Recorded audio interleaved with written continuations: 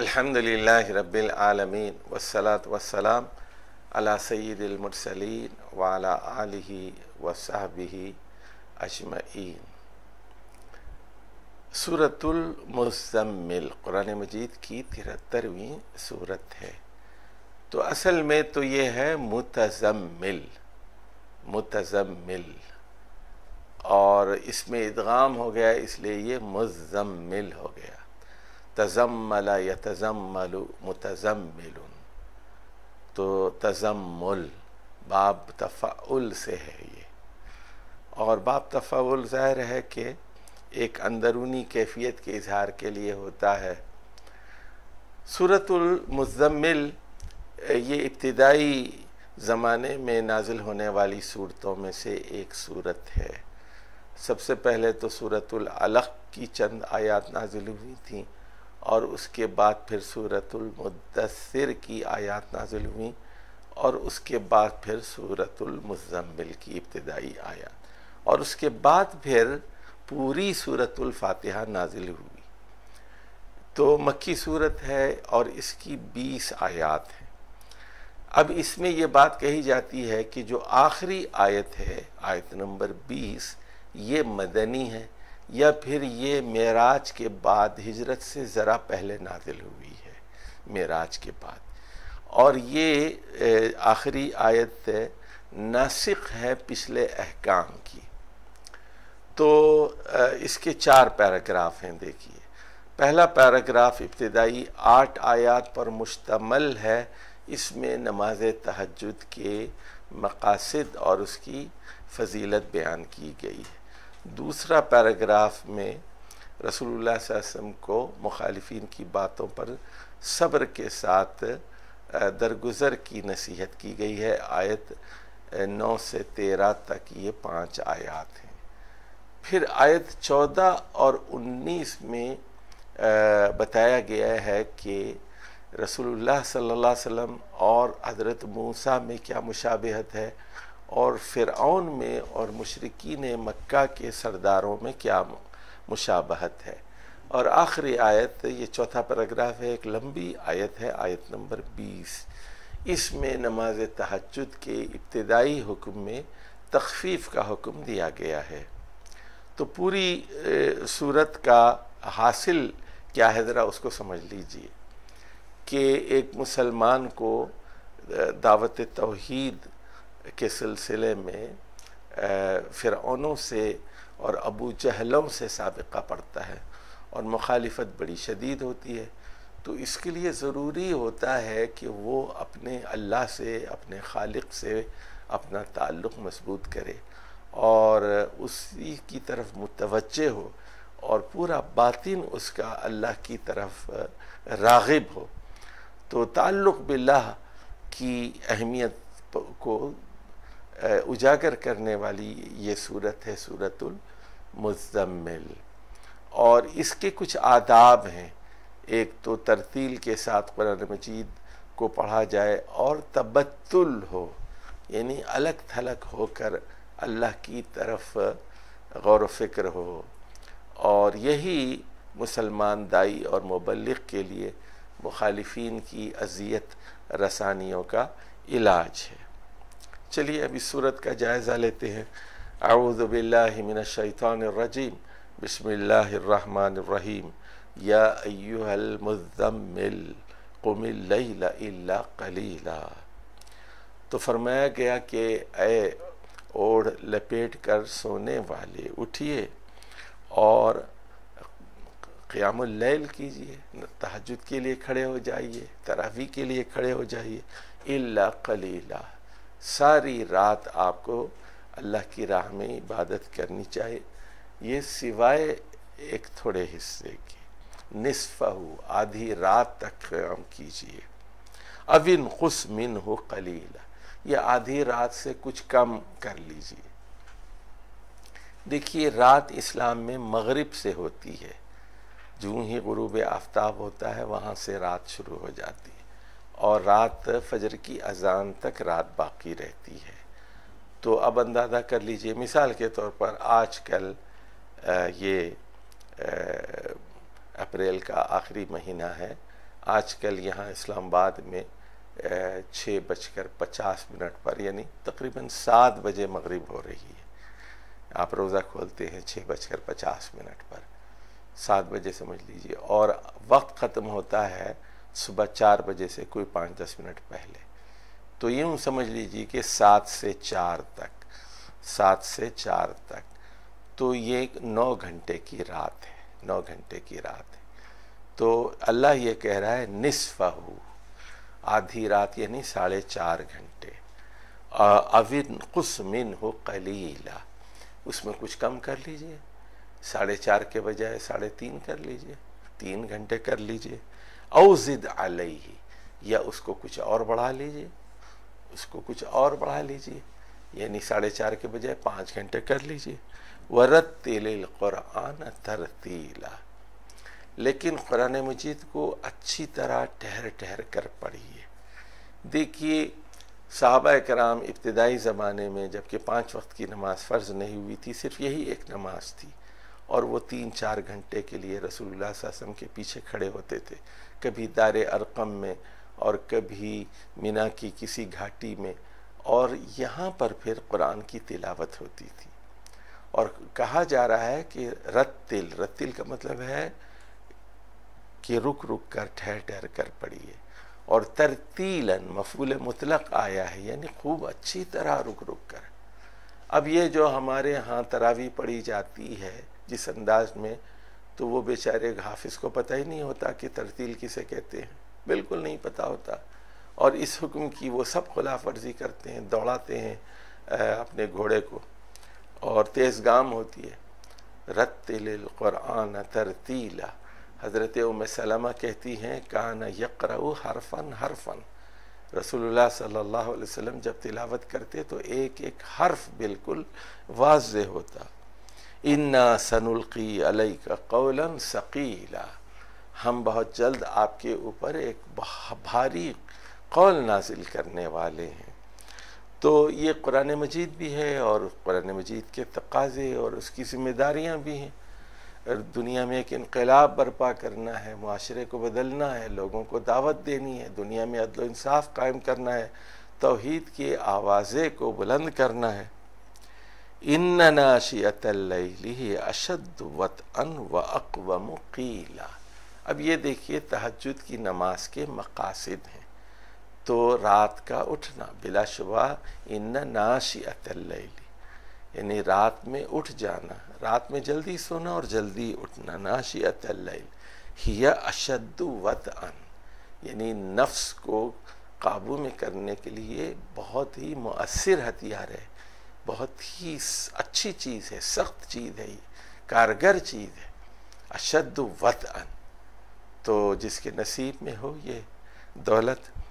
اور وَأَقْوَمُ قِيلًا، قیلا کا مطلب ہے جو پڑھا جا رہا ہے، یعنی قرآن، اس کے لیے اقوام ہے کا مطلب ہے کہ اس کے فہم کے لیے سازگار ہے۔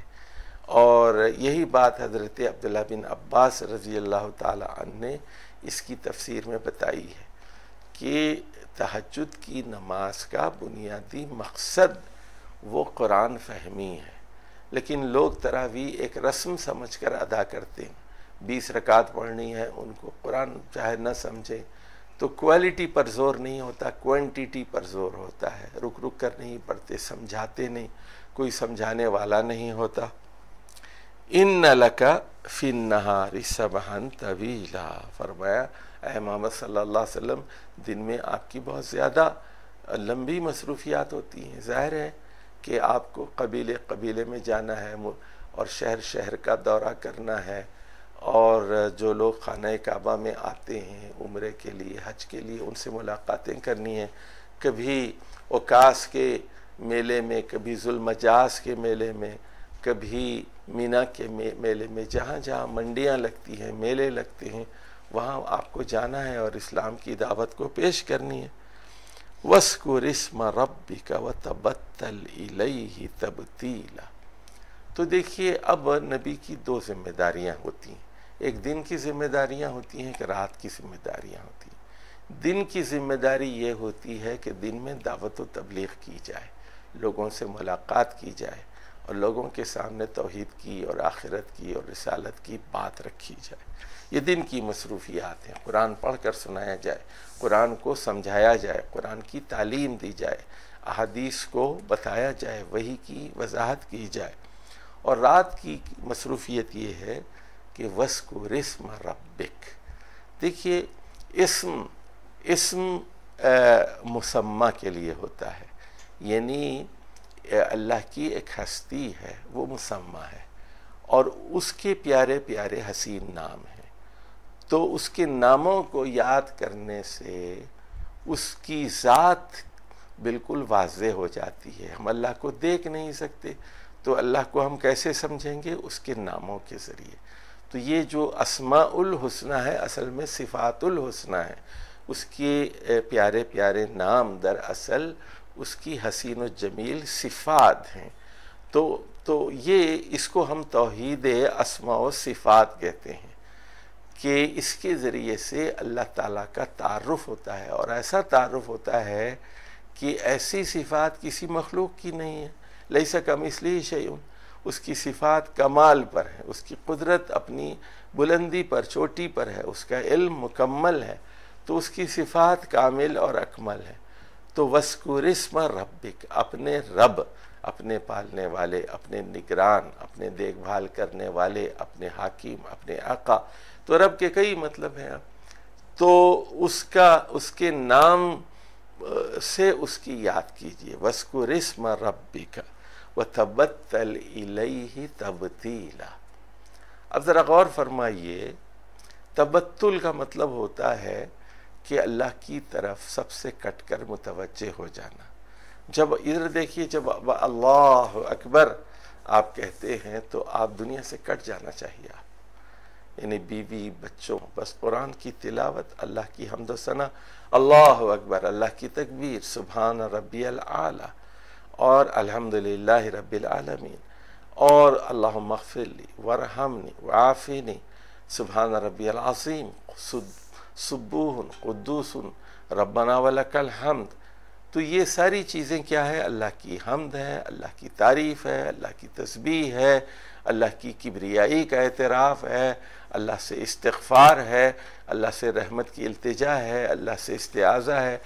تو یہ ساری چیزیں کیا ہے؟ اللہ کی طرف توجہ ہے۔ اچھا، اعتکاف میں بھی یہی ہوتا ہے، آپ سب سے کٹ کر اللہ کی طرف متوجہ ہو جاتے ہیں، اور نماز میں یہ حالت آپ کی سلام پھیرنے تک دونوں طرف یہ قائم رہتی ہے۔ اور دیکھیے ایک اور چیز ہے رہبانیت، جس میں عیسائی گرفتار ہوئے اور یہ بدعت انہوں نے ایجاد کی۔ وہ جنگلوں میں چلے جاتے تھے، شادیاں نہیں کرتے تھے، جسم پر بوجھ اٹھائے پھرتے تھے، اپنے آپ کو خسی کرا لیتے تھے، اور جائز چیزوں کو حلال چیزوں کو اپنے اوپر حرام کر لیتے تھے۔ تو اسلام میں رہبانیت نہیں ہے، اسلام میں شادی کا حکم دیا گیا ہے، اور سیوک لائف کی ترغیب دی گئی ہے۔ آپ خود غرض نہیں ہو سکتے، آپ معاشرے میں رہیں، آپ سیوک سینس ہو آپ کا، آپ کو ٹیکس دینا پڑے گا، آپ کو کمانا پڑے گا، سڑکوں کا حساب رکھیے، اور ڈرینیج کا، صفائی کا، گلیوں کو، مکانات کو صاف رکھیے، مل جل کر رہنا پڑے گا آپ کو۔ آپ اکیلے خود غرض ہو کے جنگل میں جا کے نہیں رہ سکتے۔ تو یہ تبتل، عارضی تبتل کی اسلام میں اجازت ہے، مرتے دم تک مستقل تبتل کی نہیں ہے، یعنی جو نماز کے اوقات ہیں اس میں اللہ کی طرف آپ سب سے کٹ کر یکسو ہو جائیں گے۔ اسی طرح اعتکاف میں یا اور جو عبادات کے اوقات ہیں اس میں اللہ کی طرف رغبت ہوتی ہے۔ اب اس کے بعد اگلا پیراگراف شروع ہوتا ہے۔ اب یہاں بتایا جا رہا ہے توحید کی بات پہلے کی جاتی ہے، اور اس کے بعد وہ حالات جس میں آپ کا مقابلہ ابو جہل کے ساتھ ہے، ابو لہب کے ساتھ ہے، نضر بن حارث کے ساتھ ہے، امیہ بن خلف اور ابی بن خلف کے ساتھ ہے، عقبہ بن ابی معیط کے ساتھ ہے، اور عاص بن وائل السہمی کے ساتھ ہے. تو قریش کے بڑے بڑے سردار ہیں، چودھری ہیں، اور ایک سے بڑھ کر ایک مخالف ہے، اور پھر ولید بن مغیرہ ہے. تو رب المشرق والمغرب لا الہ الا ہو فاتخذہ وکیلا. اس میں دیکھیے 3 جملے ہیں کہ وہ مشرق کا بھی رب ہے اور مغرب کا بھی رب ہے. یعنی مطلب یہ کہ مشرق کوئی دیکھیے یہ جو زمین ہے گول ہے نا زمین، تو یہ مشرق ایسے یوں سفر کرتا چلا جاتا ہے ایسے، یعنی آپ رائٹ کی طرف سر موومنٹ کرتے جائیں اور پورے گلوب کے اطراف چکر چلائیں تو کیا ہے وہ مشرق ہے. اور مغرب کیا ہے، گلوب کے اطراف آپ اس طرف گھومتے جائیں لیفٹ کی طرف، وہ مغرب ہے. تو اب اگر آپ جاپان کی طرف جاتے ہوئے چکر لگاتے ہیں دنیا کے کرے کا تو کیا ہوگا، وہ مشرق ہوگا. اگر آپ اس طرف سے جاتے ہیں افریقہ کی طرف سے، امریکہ کی طرف سے ہو کے آتے ہیں پھر جاپان کی طرف، تو مغرب ہوگا، وہ مغربی ہے. تو مطلب یہ ہے کہ کائنات کے چپے چپے پر، ذرے ذرے پر، پتے پتے پر اسی کی حکمرانی ہے. رب المشرق والمغرب، یعنی کوئی خطہ، کوئی ذرہ، کوئی حصہ ایسا نہیں ہے جہاں اس کی حکومت نہیں ہے، اس کا اقتدار نہیں ہے. وہ دیکھ بھال کر رہا ہے، نگرانی کر رہا ہے، اور وہاں کی ضروریات کا انتظام فرما رہا ہے، اور یہ رب ہے. اس کے علاوہ کوئی طاقت نہیں ہے. لا الہ الا ہو. ادھر دیکھیے اب 3 لفظ ذرا غور فرمائیے. پچھلی آیت میں کہا گیا تھا کہ رب کو اس کے ناموں کے ذریعے یاد کیجیے کہ وَاذْكُرِ اسْمَ رَبِّكَ. تو اب یہاں اس کے 3 نام آ رہے ہیں. ایک تو جو ہے کہ وہ رب ہے، اور دوسرے یہ کہ وہ الہ ہے، تیسرے یہ کہ وہ وکیل ہے. تو اس الہ کہتے ہیں جو سکون دیتا ہے، پناہ دیتا ہے، اور اس کے لیے طاقت کا ہونا ضروری ہے. تو جو کمزور ہے وہ کبھی الہ نہیں ہو سکتا. تو اللہ سے ہم دعا کرتے ہیں، پوجا کرتے ہیں، سجدہ کرتے ہیں، رکوع کرتے ہیں، اس کے آگے ہاتھ پھیلاتے ہیں، اس لیے کہ وہ طاقتور ہے، وہ دے سکتا ہے. اگر وہ کمزور ہے، لاچار ہے، بے بس ہے، تو کیا ہم پاگل ہیں کہ ہم ایک بے بس خدا کی عبادت کریں؟ لا الہ الا. تو الوہیت میں جو اصل چیز ہے اس کا طاقتور ہونا ہے، اور وہ سب سے بڑا ہے، تو وہ چھپا ہوا ہے. تو الہ کی یہ سارے مفہوم آپ پیش نظر رکھیے. اور اس کے علاوہ کوئی ایسی ہستی نہیں ہے جو اتنی زیادہ طاقتور ہو. لیس کمثلہ شیء، احد ہے، صمد ہے. فاتخذہ وکیلا. لہذا یہ فا بڑا اہم ہے. یعنی کیا مطلب ہے؟ چونکہ وہ رب المشرق والمغرب ہے، چونکہ وہ الہ ہے، چونکہ وہ طاقتور ہے، چونکہ وہ لائق عبادت و اطاعت ہے، اس لیے فاتخذہ وکیلا، اس کو وکیل بنا لیجیے. وکیل کا مطلب ہے اس کو محافظ بنا لیجیے. آپ کا جو وکیل ہوتا ہے آپ اس کے حوالے سارا مقدمہ کر دیتے ہیں، اور جو آپ کی وہ ترجمانی کرتا ہے، اپنا کیس سمجھا دیتے ہیں، وہ آپ کے لیے مقدمہ لڑتا ہے، اپنے سارے معاملات آپ وکیل کے حوالے کر دیتے ہیں. اس کو وکیل بنا لو کا مطلب ہے اسی سے لفظ دیکھیے توکل کا. اس پر بھروسہ کیجیے، اس پر بھروسہ کیجیے، اس پر توکل کیجیے. تو یہ حکم دیا جا رہا ہے فاتخذہ وکیلا واصبر علی ما یقولون. اب یہ کہ ان باتوں پر صبر کیجئے جو آپ کے مخالفین کہہ رہے ہیں. مخالفین کہہ رہے ہیں کہ آپ شاعر ہیں، آپ کاہن ہیں، آپ مجنون ہیں، آپ پاگل ہیں، آپ مفتری ہیں، آپ نے گھڑ لیا ہے، آپ متقول ہیں، آپ جادوگر ہیں، آپ مسحور ہیں، آپ کے اوپر جادو کیا گیا ہے، آپ کے اوپر جنات کا اثر ہے. یہ بھانت بھانت کی طرح طرح کی جو بولیاں آپ کے خلاف ہیں، ان باتوں سے آپ کو ضرور تکلیف ہوتی ہوگی، لیکن فاصبر علی ما یقولون واہجرہم حجرا جمیلا. یعنی ان سے خوبصورتی کے ساتھ کنارہ کشی اختیار کیجیے. ادھر دیکھیے، ایک تو دعوت و تبلیغ کا کام کرنا ہے، اس کے لیے ملاقات ضروری ہوتی ہے، لیکن جب آپ دیکھ لیں کہ مخالف بات سن کے نہیں دیتا، ضدی ہے اور اب اس پر کام کرنا بیکار ہے، تو اللہ کے بندے اور ہیں جن پر کام کیا جا سکتا ہے، ان کو چھوڑ کر دوسرے کو لے لیجیے۔ دوسرا بھی تنگ کر رہا ہے تو تیسرے کے پاس جائیے، تیسرا تنگ کرتا ہے تو چوتھے کے پاس، الجھنے کی ضرورت نہیں ہے۔ تو اذا قاتبہم الجاہلون قالوا سلاما، تو یہ جو جدائی ہے، جو ہجر ہے، یہ خوبصورت ہے۔ وَهْجُرُهُمْ حَجْرًا جَمِيلًا وَذَرْنِي وَالْمُكَذِّبِينَ۔ اور اب اللہ تعالیٰ جو ہے رسول اللہ صلی اللہ علیہ وسلم کو تسلی دے رہا ہے، مجھے چھوڑ دیجئے اور جھٹلانے والوں کو چھوڑ دیجئے، میں نبٹ لوں گا، آپ اپنا کام کیجئے۔ یہ جو آپ کے دشمن سے، ان سے نبٹنا میرا کام ہے، آپ نئے لوگوں کو ڈھونڈیے، نئے لوگوں پر کام کیجئے۔ یہ جو مکذبین ہے یہ اولی نعم ہے، صاحب نعمت ہے، امیر ہے، متکبر ہے، تو دولت نے ان کو پاگل کر دیا ہے۔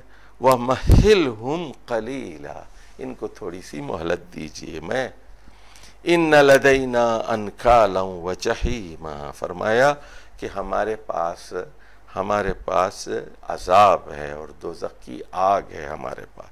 وَطَعَامًا ذَا غُصَّةٍ، اور ایسا کھانا ہے جو کانٹوں والا ہے، جو حلق میں پھنس جائے۔ وَعَذَابًا عَلِيمًا، ہمارے پاس دردناک عذاب ہے۔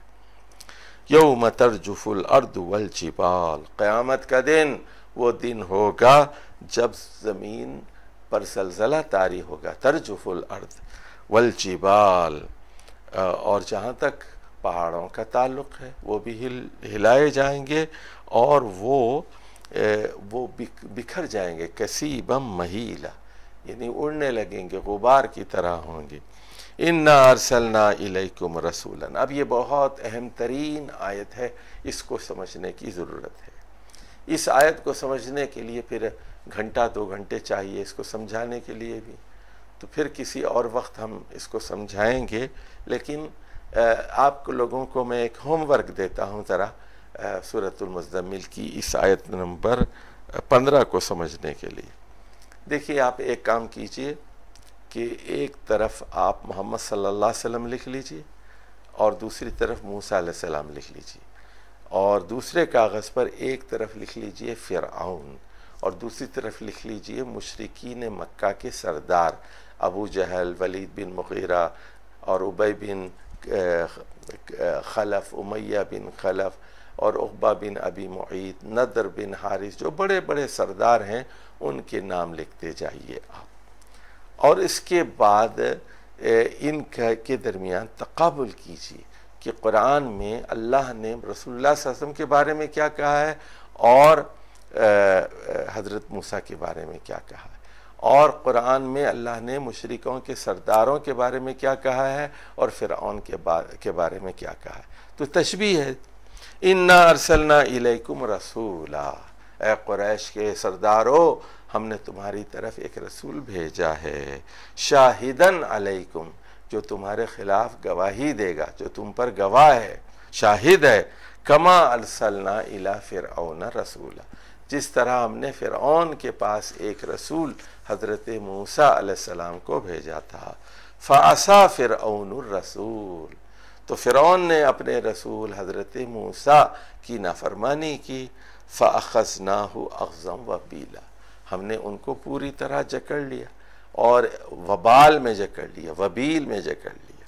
فَكَيْفَ تَتَّقُونَ إِن كَفَرْتُمْ، یہاں دیکھیے ایک بات چھپی ہوئی ہے، اب تمہاری بھی شامت آنے والی ہے، وہ بدر میں آئے گی، 2 ہجری میں آئے گی، 2-4 سال کی بات ہے، ہجرت ہوگی اور میدان بدر میں ابو جہل کا بھی وہی حشر ہوگا جو فرعون کا حشر ہوا۔ تو کیف تتقون ان کفرتم، تتقون کا مطلب ہے تم لوگ کیسے بچو گے، کیف تتقون ان کفرتم، اگر تم ناشکری کرو گے، انکار کرو گے، یوم یجعل الولدان شیبا، تو قیامت کا دن تو ایسا سخت دن ہوگا جو بچوں کو بوڑھا، منفطر بہ، آسمان پھٹ جائے گا، پھٹ پڑے گا، وکان وعدہ مفعولا، اور اللہ کا وعدہ تو پورا ہو کر رہے گا۔ ان ھذہ تذکرہ، تو یہ قرآن ایک نصیحت ہے، ایک یاد دہانی ہے، اور یہاں فریڈم آف فیتھ، مذہب، فریڈم آف ریلیجن کا ذکر کیا، کوئی زبردستی نہیں ہے، لا اکراہ فی الدین فمن شاء اتخذ الی ربہ سبیلا، جس کا دل چاہے وہ اپنے رب کی طرف راستہ اختیار کر لے۔ انا ہدیناہ السبیل اما شاکرا و اما کفورا، ہم نے آپ کے سامنے اسلام کا راستہ رکھ دیا ہے، السبیل کو رکھ دیا ہے، اب آپ کی مرضی ہے، اما شاکرا و اما کفور، کیا چاہے شکر گزار بن کر زندگی گزاریے، چاہے ناشکرے بن کر زندگی گزاریے، آپ کو آزادی ہے، اسی آزادی کی بنیاد پر آپ کی جنت اور آپ کی دوزخ کا فیصلہ ہوگا، اس آزادی کا صحیح استعمال کر کے جنت کے حقدار بن جائیے۔ اب یہاں سے وہ آیت نمبر 20 شروع ہوتی ہے۔ دیکھیے یہ آیت ناسخ ہے، پچھلے احکام کو وہ منسوخ کرتی ہے۔ پچھلے احکام کیا تھے کہ آدھی رات یعنی 4.5 گھنٹے یا اس سے کچھ کم 3-3.5 گھنٹے یا اس میں کچھ زیادہ 5 گھنٹے آپ جو ہے قم اللیل، قیام اللیل کیجئے اور ترتیل کے ساتھ رک رک کر قرآن پڑھیے اور اللہ کی طرف سب سے کٹ کر راغب ہو جائیے، وہ تبتل الیہ تبتیلا، اور رات کا اٹھنا نفس کے لیے بہت ہی کارگر اور مفید ہے، اور قرآن فہمی کے لیے اقوم قیلا نہایت مناسب اور موزون ہے۔ اب دیکھیے یہ آخری آیت ہے جو پہلی ہجری میں نازل ہوئی ہے یا 12-13 نبوی میں معراج کے بعد نازل ہوئی، جب 5 وقت کی نماز فرض ہو گئی۔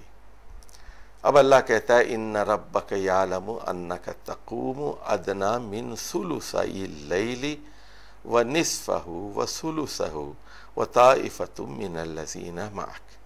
اب اللہ تعالیٰ اعتراف کرتا ہے کہ اے محمد صلی اللہ علیہ وسلم، اللہ اچھی طرح جانتا ہے آپ کا رب کہ آپ اٹھتے ہیں، رات کے لیے اٹھتے ہیں، اور وطائفۃ من الذین معک، اور ایک گروہ آپ کے ساتھ ہوتا ہے، یعنی صحابہ کرام کی یہاں تعریف کی گئی، وہ بھی تہجد گزار ہیں۔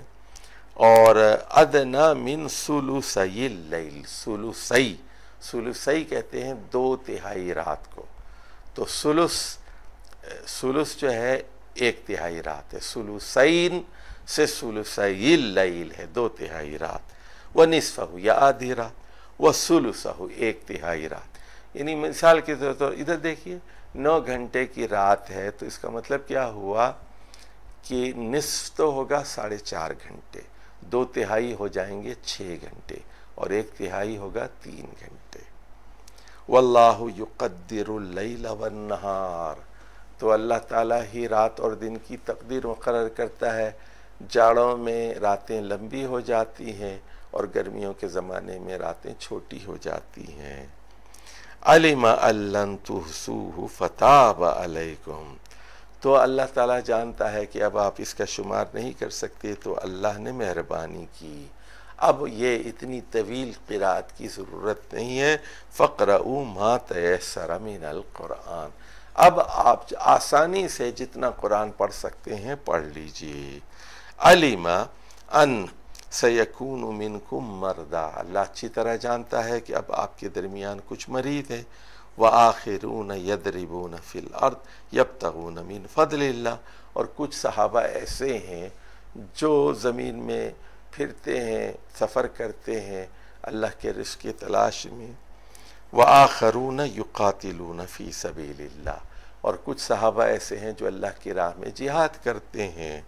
فَقْرَؤُوا مَا تَيَسَّرَ مِنْ، تو ظاہر ہے کہ جب ملازمت بھی کرنی ہے، کاروبار بھی ہے، تجارت بھی ہے، میدان جنگ کی ذمہ داریاں اپنی ہیں، اور کچھ بیماری ہے، تو ان حالات میں یہ نماز اب فرض نہیں رہی، آپشنل ہے، 5 وقت کی نماز آ گئی ہے، اب آپ آسانی سے جتنا پڑھ سکتے ہیں۔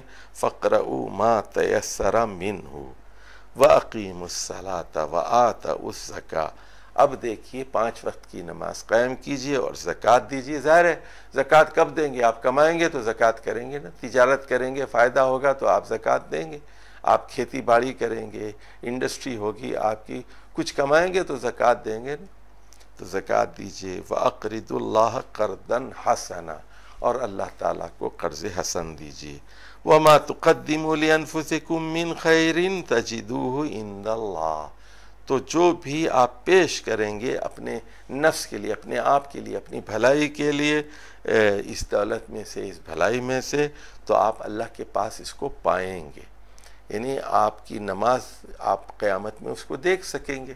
آپ نے جو انفاق کیا ہے، خیرات کی ہے، زکوٰۃ دی ہے، وہ قیامت کے دن تجدوہ عند اللہ، آپ اس کو اللہ کے پاس پائیں گے. ہوا خیرن، اور یہ زیادہ بہتر ہے، وَأَعْظَمَ اجرن، اور اجر کے اعتبار سے زیادہ عظیم ہے. وَاسْتَغْفِرُوا اللَّهَ، اور اللہ سے استغفار کرتے رہیے. ان اللہ غفور رحیم. تو یہ سورۃ المزمل ہے، اور یہ بتاتی ہے کہ مسلمان کے لیے ضروری ہے کہ وہ نماز تہجد، جس کو قیام اللیل بھی کہتے ہیں، جس کو تراویح بھی کہتے ہیں، اس کا اہتمام کرے. یہ فرض نہیں ہے، لیکن فرض کے بعد جتنی نفل نمازیں ہیں ان سب میں سب سے اہم ترین نماز تہجد ہے. تو اس میں آسانی سے آدمی جو کچھ پڑھ سکتا ہے پڑھ لے. فَقْرَؤُوا مَا تَيَسَّرَ مِنَ الْقُرْآنِ. تو اور یہ پھر دیکھیے اس میں موسیٰ علیہ السلام کا اور فرعون کا ذکر ہوا کہ فَعَصَىٰ فِرْعَوْنُ الرَّسُولَ. تو فرعونوں سے مقابلے کے لیے، امریکہ سے اور روس سے، بڑی طاقتوں سے مقابلے کے لیے، اور دجالوں سے، باطل طاقتوں سے مقابلے کے لیے یہ ضروری ہوتا ہے کہ اللہ آپ کے ساتھ ہو، اللہ کی قربت ہو، اللہ سے راز و نیاز ہو، اللہ سے انسان کا تعلق بہت مضبوط ہو، اللہ سے راز و نیاز ہو. نماز کی بہترین کوالٹی ہونی چاہیے، نماز کا معیار بہت بلند ہونا چاہیے. ایک ایک لفظ پر توجہ ہو، اللہ سے بات چیت کی جائے. تو یہ ہے تبتل الیہ تبتیلا، اللہ سے تبتل ہو، اللہ سے بات چیت ہو، اللہ سے مناجات ہو، سرگوشی ہو، چپ کے بات کی جائے. اپنے سارے مسائل اللہ کے سامنے رکھے جائیں کہ آپ کے مخالفین کون ہیں، کون آپ کو تنگ کر رہا ہے، اور آپ کو کیا کامیابیاں حاصل ہوئی ہیں، آپ کی راہ میں مشکلات کیا ہیں. تو ایک داعی کے لیے، ایک مبلغ کے لیے، ایک اسلام کا دین پھیلانے والے کے لیے یہ ضروری ہے کہ وہ اپنے مخالفین کا مقابلہ کرنے کے لیے نماز تہجد کا اہتمام کرے، اور اسی طریقے سے کرے جس طرح رسول اللہ صلی اللہ علیہ وسلم کیا کرتے تھے. تیزی سے نہ پڑھے، اطمینان سے اور ترتیل کے ساتھ. وَرَتِّلِ الْقُرْآنَ تَرْتِيلًا وَتَبَتَّلْ إِلَيْهِ تَبْتِيلًا إِنَّ نَاشِئَةَ اللَّيْلِ هِيَ أَشَدُّ وَطْئًا وَأَقْوَمُ قِيلًا. وصلی اللہ تعالی علی نبینا محمد وعلی آلہ وصحبہ اجمعین برحمتک یا ارحم الراحمین. قرآن مجید کی 74ویں سورت ہے. چھوٹی چھوٹی اس کی 56 آیات ہیں، اور اس کی ابتدائی آیات دوسرے نمبر پر نازل ہوئی ہیں. آپ جانتے ہیں کہ سب سے پہلے سورۃ العلق کی ابتدائی 5 آیات نازل ہوئی تھیں، اور اس کے بعد پھر سورۃ المدثر کی ابتدائی 7 آیات نازل ہوئیں. تو اور اس کے بعد پھر سورۃ المزمل، اور اس کے بعد پھر سورۃ الفاتحہ. صحیح بخاری اور صحیح مسلم کی روایات کے مطابق آپ صلی اللہ علیہ وسلم بڑے پریشان ہو گئے تھے، اور آپ نے آ کر کہا تھا دسرونی دسرونی، کہ مجھے اڑھاؤ، اور بخار آ گیا تھا آپ کو. اور حضرت خدیجہ رضی اللہ تعالی عنہا نے آپ کو تسلی دی تھی کہ آپ گھبرائیے نہیں، اللہ آپ کو تنہا نہیں چھوڑے گا، آپ ایک اچھے اور بھلے آدمی ہیں، آپ غریبوں کا، بیواؤں کا، مسکینوں کا خیال رکھتے ہیں، اور جس کے پاس کچھ نہیں ہے ان کے لیے کماتے ہیں، تکسب المعدوم. تو اس طرح کا حوصلہ آپ نے دیا، اور پھر حضرت ورقہ بن نوفل کے پاس آپ کو لے گئیں. تو مدثر اصل میں اسی سے ہے، دثرون دثرونی سے ہے یہ، کہ متدثر اوڑھنے والے، اوڑھ کر سو جانے والے، اصل میں تو ہے متدثر، ادغام کی وجہ سے مدثر ہو گیا یہ۔ تو اس کی 56 آیات ہیں، 7 پیراگراف ہیں۔ پہلے پیراگراف میں بتایا گیا کہ دعوت کا کام شروع کیجئے، لوگوں کو ڈرائیے، شرک سے لوگوں کو خبردار کیجئے۔ دوسرے پیراگراف میں بتایا گیا ہے کہ قیامت اور دوزخ کے احوال سے لوگوں کو ڈرائیے۔ اور اس کے بعد تیسرا پیراگراف ہے آیت نمبر 11 سے 25 تک، اس میں ایک بد باطن ناشکرے قریش کے سردار کا تذکرہ کیا گیا ہے، اس پر عتاب کیا گیا ہے۔ اور چوتھے پیراگراف میں اس کافر کا انجام بتایا گیا ہے جس نے قرآن کو انسانی کلام یا جادو کہا تھا۔ آیت نمبر 30 اور 31 یہ 5واں پیراگراف ہے، اس میں بتایا گیا کہ دوزخ پر جو فرشتے مقرر ہیں ان کی تعداد 19 ہے، اور اس تعداد کو بھی لوگوں کے لیے ایک آزمائش اور فتنہ بنایا گیا ہے۔ چھٹے پیراگراف میں بتایا گیا ہے کہ چاند، رات اور صبح کی گواہی بھی یہی ہے کہ یہ دوزخ ایک حقیقت ہے، اور جو لوگ شرک کریں گے ان کا یہ مقدر ہے۔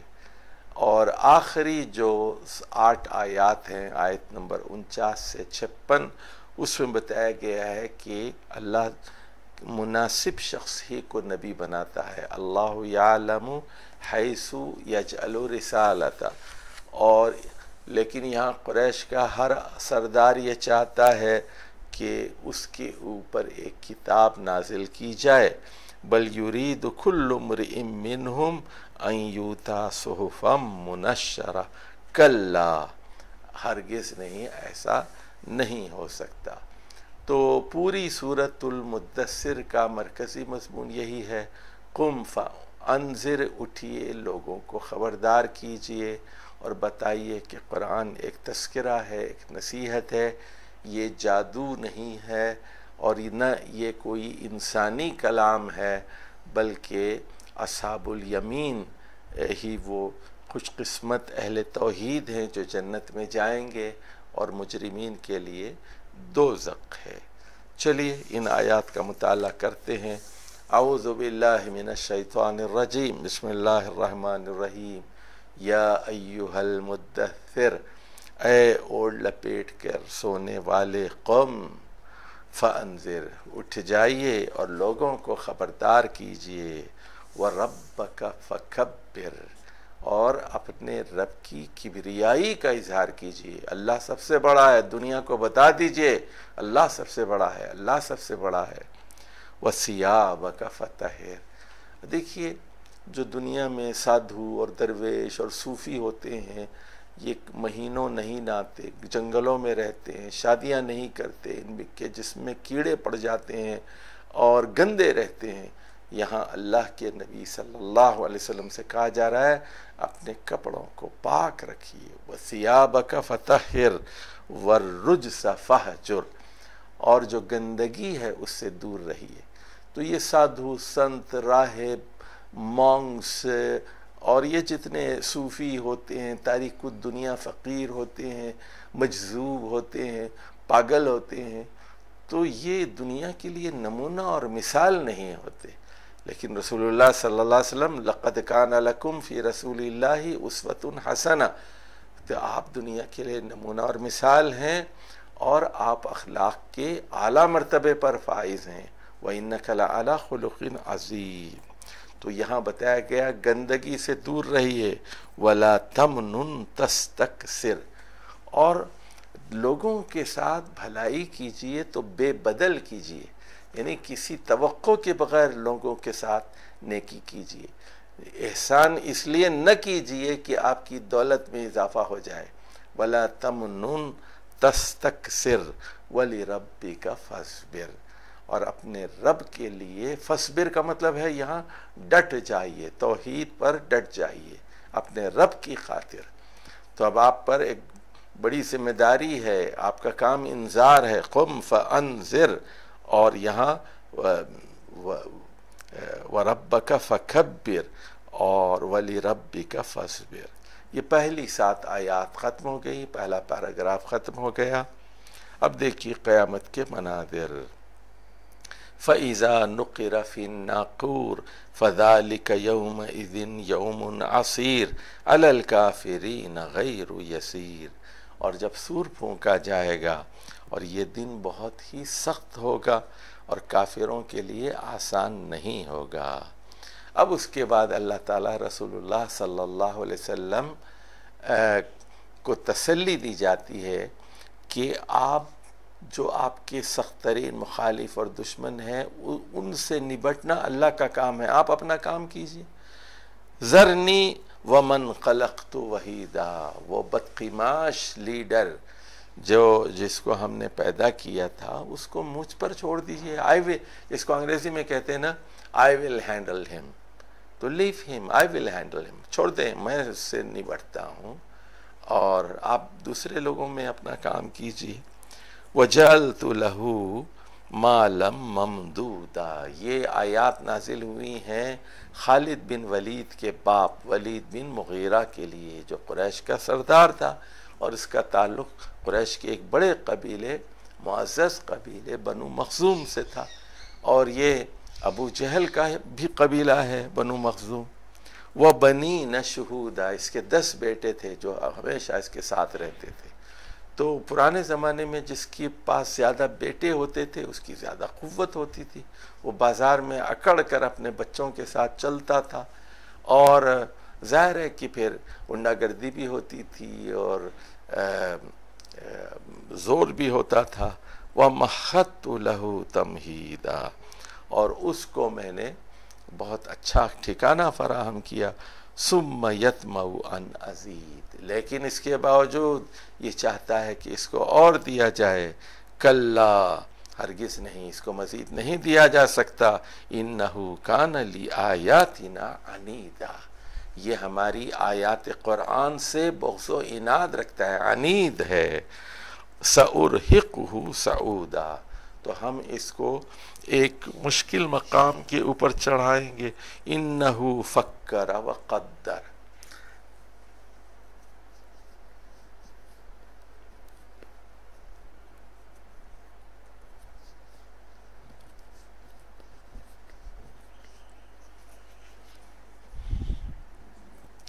إِنَّهُ فَكَّرَ وَقَدَّرَ، اس نے سوچا اور ایک رائے قائم کی۔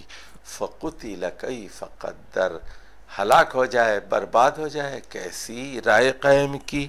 ثُمَّ قُتِلَ كَيْفَ قَدَّرَ، اور پھر برباد ہو جائے کہ کیسی عجیب و غریب غلط رائے قائم کی۔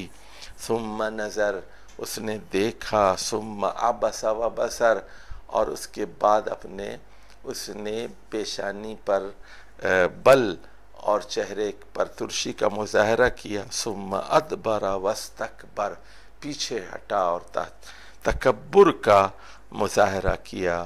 فقال ان ھذا الا سحر، کہنے لگا کہ یہ قرآن ایک سحر ہے، جادو ہے۔ ولید بن مغیرہ کہتا تھا سحرن یؤثر، اور یہ بہت ہی اثر انگیز جادو ہے۔ ان ھذا الا قول البشر، نہیں ہے یہ قرآن مگر یہ ایک انسانی کلام، قول البشر، اللہ کا کلام نہیں ہے۔ تو یہ تھا رد عمل قریش کے ایک بہت بڑے سردار کا جب نبی کریم صلی اللہ علیہ وسلم نے قرآنی آیات اس کے سامنے تلاوت کی۔ اب دیکھیے اگلا پیراگراف، سَأُصْلِيهِ سَقَرَ، ہم اس کو دوزخ میں داخل کریں گے۔ وَمَا أَدْرَاكَ مَا سَقَرَ، آپ کو معلوم ہے کہ سقر اور دوزخ کیا ہے؟ لَا تُبْقِي وَلَا تَذَرُ، نہ کسی کو باقی رکھے گی نہ کسی کو چھوڑے گی۔ لَوَّاحَةٌ لِلْبَشَرِ، یہ انسان کے لیے ایک آفت ہے۔ عَلَيْهَا 19، اور اس کے اوپر 19 داروغہ 19 گارڈز مقرر ہیں۔ وَمَا جَعَلْنَا أَصْحَابَ النَّارِ إِلَّا مَلَائِكَةً، یہ جو 19 گارڈز ہیں، یہ دوزخ کے جو داروغہ ہیں، یہ فرشتے ہیں۔ وَمَا جَعَلْنَا عِدَّتَهُمْ إِلَّا فِتْنَةً لِلَّذِينَ، جو تعداد ہم نے مقرر کی ہے یہ کافروں کے لیے ایک فتنہ اور آزمائش ہے۔ وہ پوچھتے ہیں کہ 19 ہی کیوں ہیں؟ یہ اللہ کی مرضی ہے۔ لِيَسْتَيْقِنَ الَّذِينَ أُوتُوا الْكِتَابَ، تاکہ جن کو قرآن دیا گیا ہے ان کے دل اور مطمئن ہو جائیں اور وہ زیادہ یقین حاصل کر دیں۔ وَيَزْدَادَ الَّذِينَ آمَنُوا إِيمَانًا، اور ایمان لانے والوں کے ایمان میں اضافہ کیا جائے۔ وَلَا يَرْتَابَ الَّذِينَ أُوتُوا الْكِتَابَ وَالْمُؤْمِنُونَ، تو جنہیں کتاب دی گئی ہے اور جو اہل ایمان ہے وہ شک میں بالکل مبتلا نہیں ہوتے۔ وَلِيَقُولَ الَّذِينَ فِي قُلُوبِهِم مَّرَضٌ وَالْكَافِرِينَ، البتہ جن لوگوں کے دلوں میں بیماری ہوتی ہے، جو منافق ہوتے ہیں اور کافرین ہیں، وہ کہتے ہیں ماذا اراد اللہ بہذا مثلا، وہ یہ کہتے ہیں کہ 19 کا کیا مطلب ہے، اللہ اس سے کیا مراد لے رہا ہے۔ كَذَلِكَ يُضِلُّ اللَّهُ مَن يَشَاءُ وَيَهْدِي مَن يَشَاءُ، اس طرح اللہ تعالیٰ جس کو چاہے گمراہ کر دیتا ہے اور جس کو چاہے ہدایت دیتا ہے۔ وَمَا يَعْلَمُ جُنُودَ رَبِّكَ إِلَّا هُوَ، اور آپ کے رب کے لشکروں کا علم اللہ کے سوا کسی اور کو نہیں ہے۔ وَمَا هِيَ إِلَّا ذِكْرَى لِلْبَشَرِ، یہ قرآن انسانوں کے لیے ایک نصیحت ہے، ایک یاد دہانی ہے، ایک ذکرہ ہے۔ تو اب دیکھیے یہاں سے پھر ایک نیا پیراگراف شروع ہوتا ہے آیت نمبر 32 سے، کلا، تو اور کلا کا مطلب یہی ہے کہ یہ جو سمجھ رہے ہیں وہ غلط ہے غلط ہے غلط ہے، کا مطلب کیا ہے کہ یہ نہ قول البشر ہے، انسانی کلام ہے، اور نہ یہ سحر یوسر ہے کہ نہ یہ کوئی جادو ہے۔ والقمر، اس کے بعد کہا گیا چاند کی گواہی ہے، واللیل اذا ادبر، اور رات کی گواہی ہے جب وہ پلٹتی ہے، والصبح اذا اسفر، اور صبح جب وہ پھیلتی ہے اس کی روشنی، انہا لإحدى الکبر، تو یہ دوزخ کی جو آگ ہے یہ بڑی چیزوں میں سے ایک ہے، نذیرا للبشر، انسانوں کے لیے ایک ڈراوا ہے، تنبیہ ہے، لمن شاء منکم ان یتقدم او یتأخر، یہ وہی بات ہے freedom of faith, freedom of choice کی، کہ جس کا دل تم میں سے چاہے وہ آگے بڑھے یا پیچھے ہٹے۔ کل نفس بما کسبت رہینہ، تو ہر نفس، ہر جاندار اپنی کمائی کے بدلے رہن ہے۔ تو دوزخ کے دن آپ کو کیا کرنا پڑے گا؟ آپ کا جو نفس ہے، آپ کی جو جان ہے، وہ اللہ کے پاس مرہون ہوگی، اور آپ کو اپنی نمازیں، اپنے روزے، اپنے زکوٰۃ، اپنے اعمال، اپنے رویے اور اپنی 24 گھنٹے کی زندگی دکھا کر، نیکی کی اعمال دکھا کر آپ کو اپنی جان وہاں سے رہن سے چھڑانی ہوگی۔ الا اصحاب الیمین، سوائے سیدھے جانب کے لوگ، سیدھے ہاتھ والے لوگ، فی جنات، یہ باغات میں ہوں گے، یتساءلون عن المجرمین، مجرمین کے بارے میں ایک دوسرے سے پوچھ رہے ہوں گے کہ ابو جہل کہاں ہے، وہ فلاں کہاں ہے، اور فلاں کہاں ہے، اور ان سے پوچھا جائے گا۔ دیکھیے بڑی توجہ سے بات ذرا سن لیجئے، یہاں 4 باتیں ہیں، توجہ سے سنیے۔ پہلا سوال، ما سلککم فی سقر، کہ کس چیز نے تمہیں دوزخ میں پہنچایا؟ ما سلککم فی سقر، تو وہ جواب دیں گے۔ پہلا جواب دیکھیے، لم نک من المصلین، ہم لوگ نماز نہیں پڑھا کرتے تھے، یہ پہلی بات ہو گئی۔ دوسری چیز، وَلَمْ نَكُ نُطْعِمُ الْمِسْكِينَ، اور ہم مسکینوں کو کھانا نہیں کھلایا کرتے تھے۔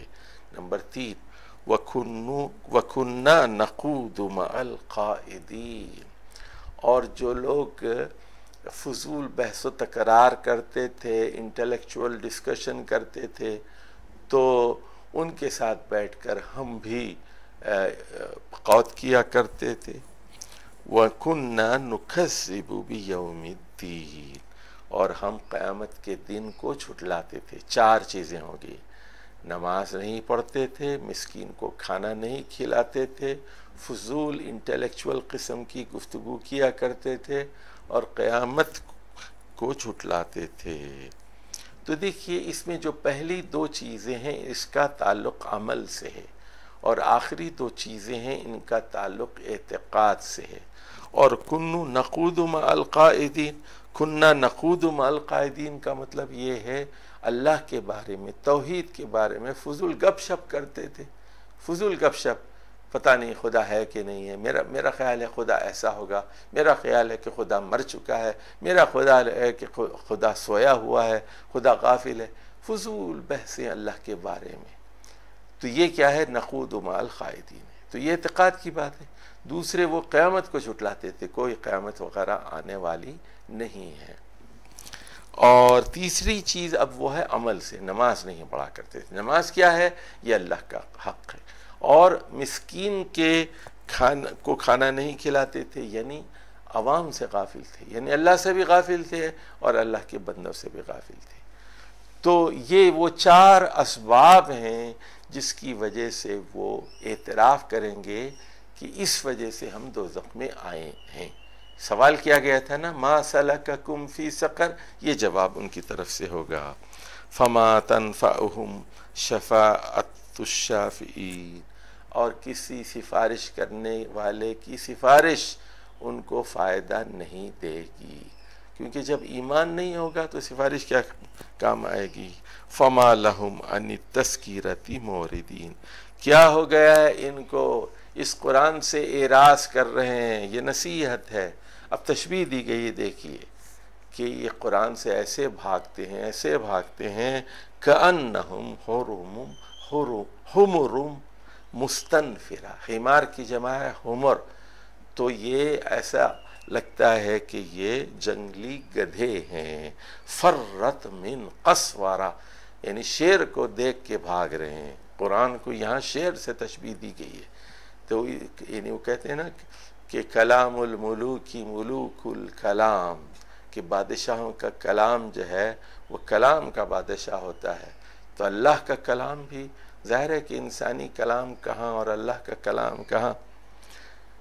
تو بل یرید کل امرئ منہم ان یؤتی صحفا منشرہ، یہ قرآن سے بھاگتے ہیں، اور ہر سردار قریش کا یہ چاہتا ہے اس کو بھی نبی بنایا جائے، اس کو اوپر بھی قرآن نازل کیا جائے اور صحف منشرہ ہو۔ کلا، ایسا نہیں ہو سکتا۔ اللہ جانتا ہے کون اس قابل ہیں پیغمبر بننے کے لیے، کس کو نبوت اور رسالت دینی چاہیے۔ واللہ عالم حیث یجعل رسالتہ بل لا یخافون الآخرہ، بلکہ صحیح بات یہ ہے کہ آخرت کا خوف نہیں رکھنے والے لیڈر ہیں۔ کلا، ہرگز نہیں، یعنی یہ کامیاب نہیں ہو سکیں گے۔ انہو تذکرہ، یہ ایک یاد دہانی ہے، نصیحت ہے۔ فمن شاء ذکرہ، دیکھیے یہاں وہی مذہب کی آزادی ہے، فریڈم آف چوائس ہے، جس کا دل چاہے اس نصیحت کو قبول کر لے۔ وما یذکرون الا ان یشاء اللہ، لیکن آپ کیسے اس نصیحت کو قبول کر سکتے ہیں جب تک کہ اللہ نہ چاہے۔ هو اہل التقوی و اہل المغفرہ، 2 باتیں بتائی جا رہی ہیں اللہ کے بارے میں کہ اللہ تعالیٰ اس قابل ہے کہ اس کا تقوی کیا جائے، اس سے ڈرا جائے، اس کے غضب سے بچنے کی کوشش کی جائے، اس کے غصے سے بچنے کی تو کوشش کی جائے۔ ہوا اہل التقوی و اہل المغفرہ، اور وہ پورا حق رکھتا ہے، استطاعت رکھتا ہے، طاقت اور قوت رکھتا ہے کہ لوگوں کو معاف کر دے، اور اللہ کے علاوہ کسی اور ہستی کے ہاتھ میں مغفرت ہے ہی نہیں۔ اور یہی بات ہے وہ جو کہی گئی ہے کہ وَمَن يَغْفِرُ الذُّنُوبَ إِلَّا أَنْتَ، یہ بات قرآن میں بھی آئی ہے اور وہاں سید الاستغفار میں بھی آئی ہے۔ تو پوری صورت کا حاصل یہی ہے کہ قرآن ایک نصیحت ہے، تذکرہ ہے، اے محمد صلی اللہ علیہ وسلم آپ اٹھیے، قم فانذر، اور جو لوگوں پر واضح کر دیجئے کہ یہ جادو نہیں ہے، یہ انسانی کلام نہیں ہے، یہ اللہ کا کلام ہے۔ اصحاب الیمین جنت میں جائیں گے اور مجرمین دوزخ میں۔ اور دوزخ میں جانے کے 4 اسباب یہاں بتائے گئے ہیں۔ نمبر 1، اللہ کے بارے میں فضول بحث و تکرار، کُنَّا نَقُودُ مَعَ الْقَاعِدِينَ، اور نمبر 2 یہ کُنَّا نُكَذِّبُ بِيَوْمِ الدِّينِ، آخرت کا انکار۔ ان 2 چیزوں کا تعلق اعتقاد سے ہے۔ اب 2 چیزیں اور ہیں جن کا تعلق عملی دنیا سے ہے، اللہ کا حق مارنا اور بندوں کا حق مارنا۔ تو لم نکن من المصلین، ہم نماز نہیں پڑھتے تھے، اور یہ کہ ولم نکو نطعم المسکین، ہم مسکین کو کھانا نہیں کھلاتے تھے۔ سورۃ القیامہ قرآن مجید کی 75ویں صورت ہے، اس کے 7 پیراگراف ہیں، اور یہ بھی ایک مکی صورت ہے اور اس کی 40 آیات ہیں، اور جیسا کہ اس کا نام بتا رہا ہے یہ قیامت کے بارے میں ہے۔ تو دیکھیے یہاں پر آیت نمبر 4 میں کہا گیا بلا قادرین علی ان نسوی بنانا، تو یہ ہاں کیوں نہیں، بلا کا مطلب ہے ہاں کیوں نہیں، قادرین ہم قدرت رکھتے ہیں کہ ان نسوی بنانا، انگلی کے پوروں کو بھی ہم بنا سکتے ہیں۔ اب آ جائیے سورت کے آخر میں آخری آیت ہے، آیت نمبر 40، کہا گیا الیس ذالک بقادر علی ان یحیی الموتیٰ، تو بتاؤ، سوال کیا گیا ہے کہ کیا ہم مردوں کو زندہ کرنے پر قادر نہیں ہیں؟ تو ان کو آپس میں جوڑ لیجئے، تو سورت کا مرکزی مضمون بھی آپ کے سامنے آ جائے گا کہ اللہ تعالیٰ پوری قدرت رکھتا ہے کہ قیامت برپا کرے، اور جس نے یہ انجمن سجائی ہے، یہاں دیکھیے اربوں انسان پیدا کیے گئے، تو ان کو مار کے کیا وہ دوبارہ نہیں کر سکتا؟ پیدا کر کے دکھا چکا ہے، تو کیا دوبارہ ری اسمبل نہیں کر سکتا؟ بہت آسان ہے، ان ذالک علی اللہ یسیر، تو بلا قادرین کہا جا رہا ہے۔ تو اس کے جیسے میں نے کہا نا 7 پیراگراف ہیں، تو پہلے پیراگراف میں بتایا گیا ہے 5 ابتدائی آیات میں کہ جو لوگ گناہوں میں ڈوبے ہوئے ہوتے ہیں نا، وہ کبھی قیامت کو نہیں ماننا چاہتے۔ کیوں؟ جیسے ہی انہیں وہ قیامت کو مان لیں گے، انہیں پھر گناہوں کو چھوڑنا پڑے گا۔ ایک شرابی کیسے، ایک شراب کی دکان ہے، اس کی آمدنی کا ذریعہ شراب ہے، وہ کیسے قیامت کو مان لے گا؟ ایک آدمی جس کی آمدنی سود پر ہے، وہ کیسے قیامت کو مان لے گا؟ ماننے کا مطلب یہ ہے کہ اس کو سود کا کاروبار چھوڑنا پڑے گا۔ ایک آدمی کا بینک ہے، وہ کیسے جو ہے قیامت کو مانے گا؟ نہیں مانے گا وہ۔ ایک آدمی غنڈہ ہے، قتل کرتا ہے، بھتہ لیتا ہے، کیسے قیامت کو مانے گا؟ تو جو فاسق و فاجر ہے وہ کبھی قیامت کو نہیں مانتا۔ دوسرا پیراگراف یہ بتایا گیا ہے کہ وہ جو منکر قیامت ہے، آیت نمبر 6 سے 15 تک، وہ قیامت کی تیاری نہیں کرتا بلکہ قیامت کا وقت پوچھتا ہے۔ جیسے نکمے اور جو محنتی نہیں ہوتے بچے، وہ ٹیچر سے بار بار پوچھتے ہیں سر امتحان کب لیں گے، امتحان کب لیں گے، اور جو محنتی بچے ہیں وہ روز کا روز کام کر لیتے، کہتے ہیں سر جب چاہے پوچھ لیجئے، جو پوچھنا ہے پوچھ لیجئے۔ اب آ جائیے آیت نمبر 16 سے 19 تک، جملہ معترضہ ہے، اس میں رسول اللہ صلی اللہ علیہ وسلم کو کچھ ہدایات دی گئی ہیں۔ چوتھا پیراگراف 20 سے 25 تک ہے، اس میں بتایا گیا ہے کہ قیامت کے انکار کی اصل وجہ یہ ہے کہ تم نقد کی محبت میں ہو اور ادھار پر تم یقین نہیں کرنا چاہتے۔ تو 5واں پیراگراف آیت نمبر 26 سے 30 تک 5 آیات پر مشتمل ہے. اس میں انسان سے کہا گیا ہے کہ آخرت کے منظر کو یاد کر. اور چھٹے پیراگراف میں آیت نمبر 31 سے 35 تک 5 آیات ہیں. اسے بتایا گیا ہے کہ کیا تم دنیا میں نماز اور انفاق کیے بغیر ہی اللہ کے پاس چلے جاؤ گے؟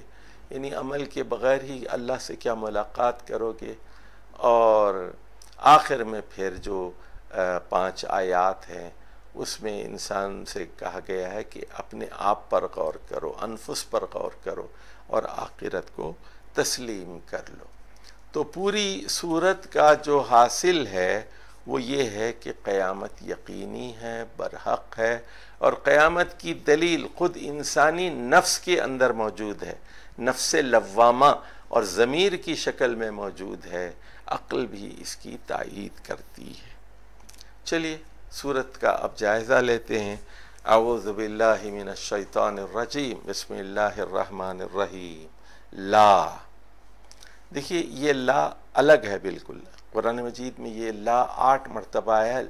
لا کا مطلب ہے نہیں نہیں نہیں، تم جو سمجھ رہے ہو غلط غلط غلط. اقسم، میں قسم کھاتا ہوں، میں گواہی پیش کرتا ہوں قیامت کے دن کی.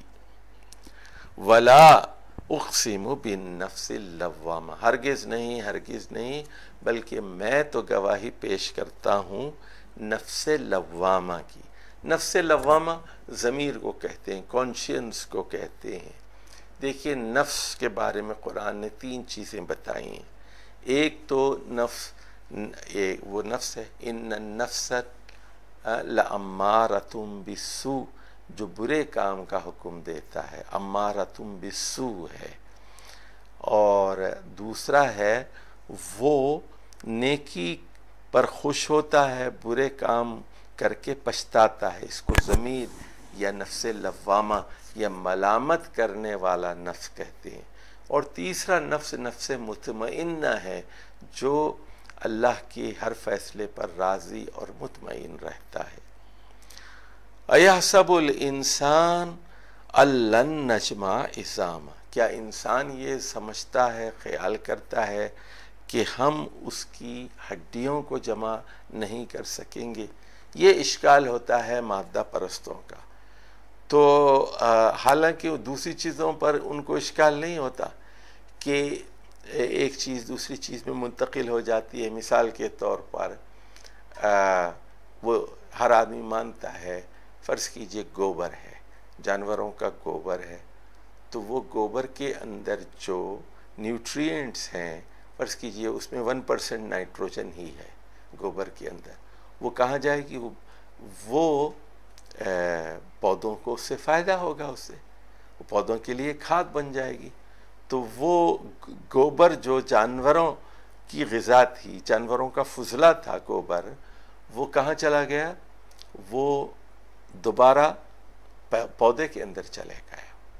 اب پودا فرض کیجئے گھاس کے اندر چلا گیا، یہ برسیم میں چلا گیا، یہ تو اس کو کھایا کس نے؟ پھر اس کو کھایا پھر جانور نے، بھینس نے کھا لیا اس کو، بھینس نے کھا کے دودھ دیا، تو وہ پروٹینز کہاں گئے؟ وہ دودھ میں چلے گئے، اور پھر کچھ اس کے گوشت میں چلے گئے، بھینس کے گوشت میں چلے گئے.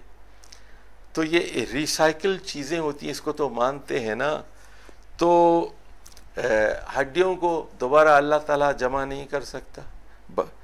تو انسان یہ پوچھتا ہے یحسب الانسان ان لن نجمع عظامہ، کیا وہ سمجھتا ہے کہ ہم اس قابل نہیں ہیں، ہمارے اندر یہ صلاحیت نہیں ہے، یہ قدرت نہیں ہے. اللہ کے بارے میں بدگمانی کرتا ہے کہ وہ ہڈیوں کو دوبارہ جمع نہیں کر سکے گا. بلا، ہاں ہاں کیوں نہیں، قادرین. دیکھیے یہاں پر ایک بات ہے، نکتہ ذرا سمجھ لیجئے. یہاں قادرون نہیں کہا گیا، قادرین کہا گیا. کہ ہاں یعنی یہاں پر نحن قادرون ہونا چاہیے تھا نا، کہ ہم قدرت رکھتے ہیں، ہم قدرت رکھتے ہیں. تو یہاں مرفوع کے بجائے خبر منصوب آئی ہے. تو یہ تفقیم شان کے لیے آتی ہے. جیسے حضرت خالد بن ولید کا شعر ہے، دیکھیے، انا خالدن کے بجائے وہ کہتے ہیں انا خالدن، میں خالد ہوں، خالد، حتمت اصنام الجاہلیہ، میں نے جاہلیت کے سارے بتوں کو پیس کے رکھ دیا میں نے۔ تو یہاں بھی اللہ تعالیٰ کہہ رہا ہے ہم پوری قدرت رکھتے ہیں علی ان نسوی بنانا، ہم تو انگلی کے پوروں کو بھی پوری طرح جوں کا توں پیدا کر سکتے ہیں۔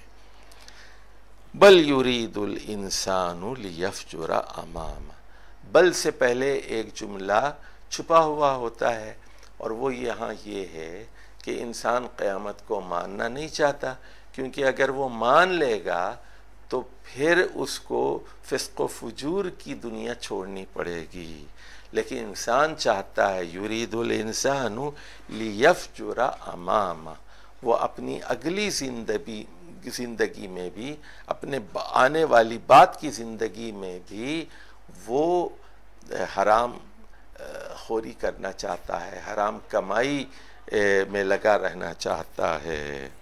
یسأل ایان یوم القیامہ، اب دیکھیے اگلا پیراگراف، اب وہ پوچھتا ہے، قیامت کی تیاری نہیں کرتا، قیامت پر ایمان نہیں لاتا، اب ٹالنے کے لیے کہتا ہے اچھا بھئی روزانہ کہ آپ کہتے ہیں قیامت آئے گی، کب آئے گی، ٹائم تو بتاؤ، ایان یوم القیامہ۔ تو اللہ اس کا جواب دے رہا ہے فَإِذَا بَرِقَ الْبَصَرُ، جب آنکھیں چن دیا جائیں گی، وَخَسَفَ الْقَمَرُ، جب چاند کو گرہن لگ جائے گا، وَجُمِعَ الشَّمْسُ وَالْقَمَرُ، چاند اور سورج کو آپس میں ملا دیا جائے گا، یہ نظام شمسی جوں کا تو باقی نہیں رہے گا۔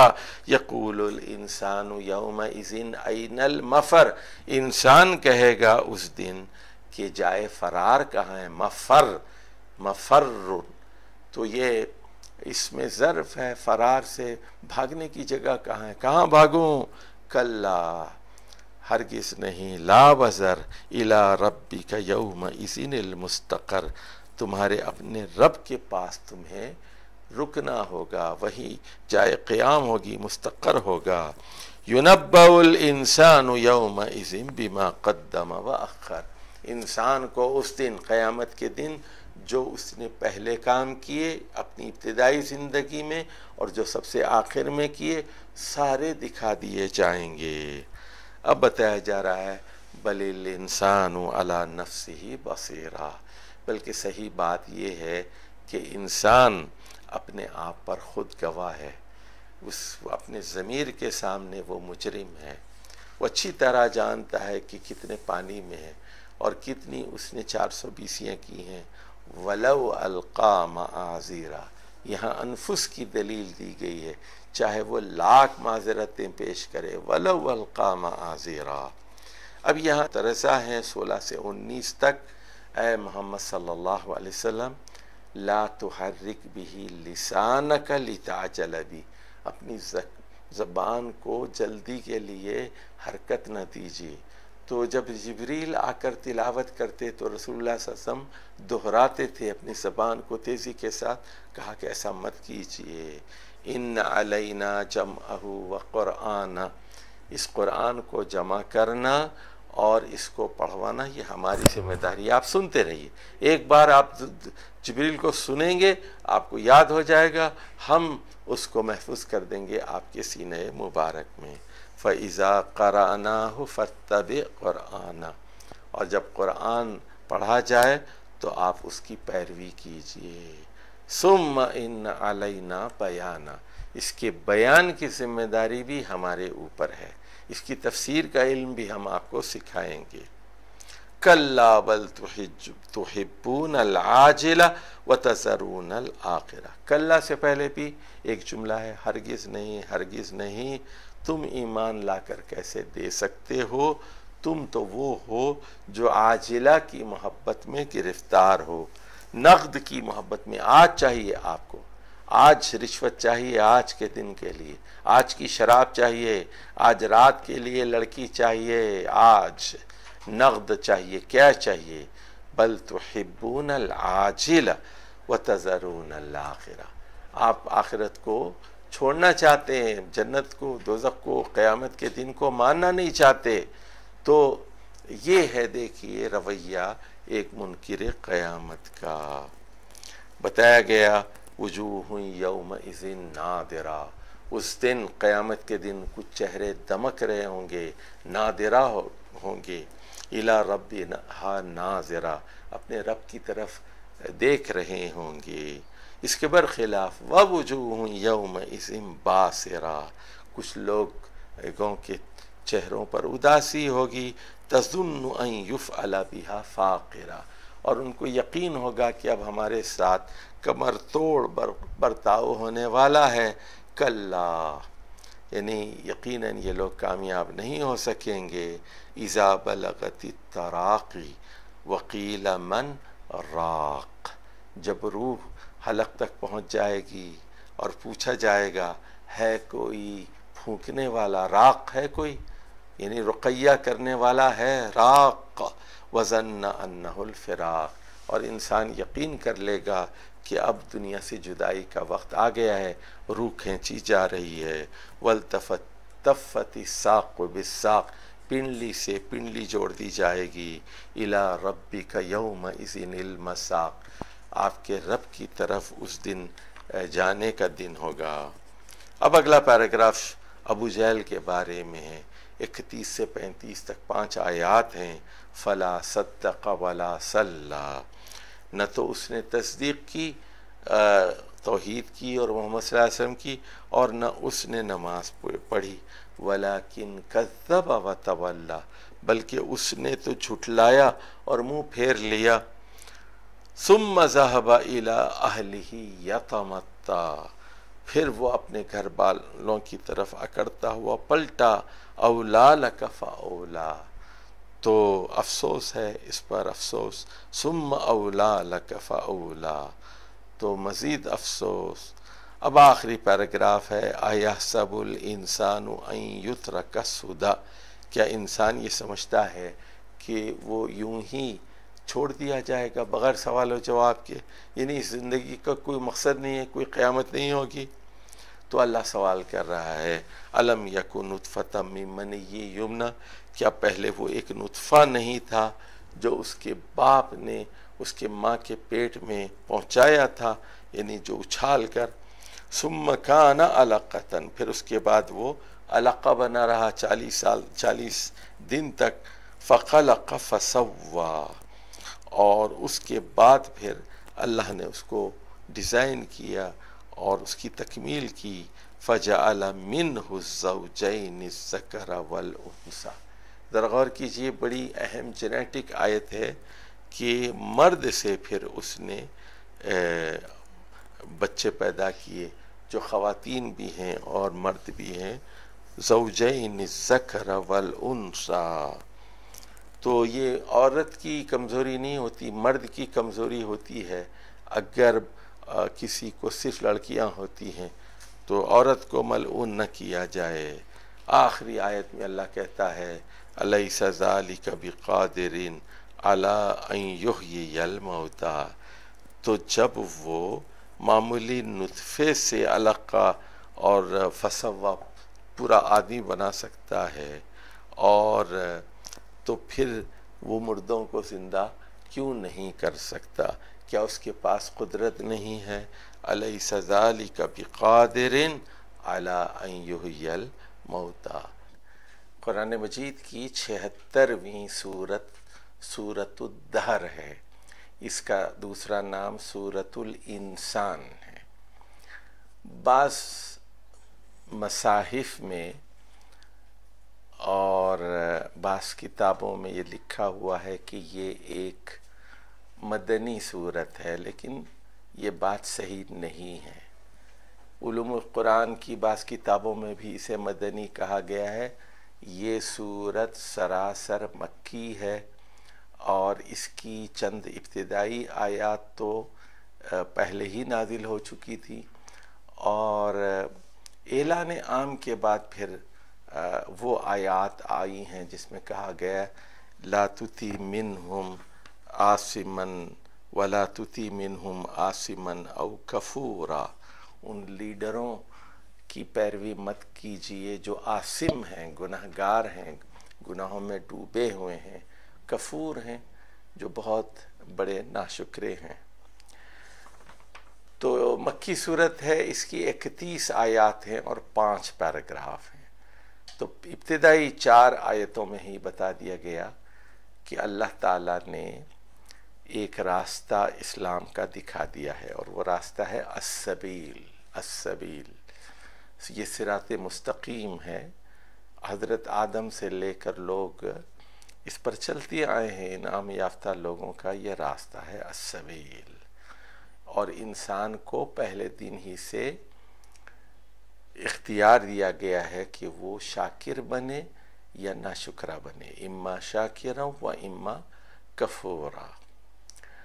اور اس کے بعد آیت نمبر 5 سے 22 شاکرین اور ابرار کی، شکر گزار لوگوں کی اور ابرار کی، نیک لوگوں کی 10 خصوصیات بنائی گئی ہیں، 10 خصوصیات بتائی گئی ہیں، 10 خصوصیات بتائی گئی ہیں، اور ان کے 15 انعامات کا ذکر کیا گیا ہے۔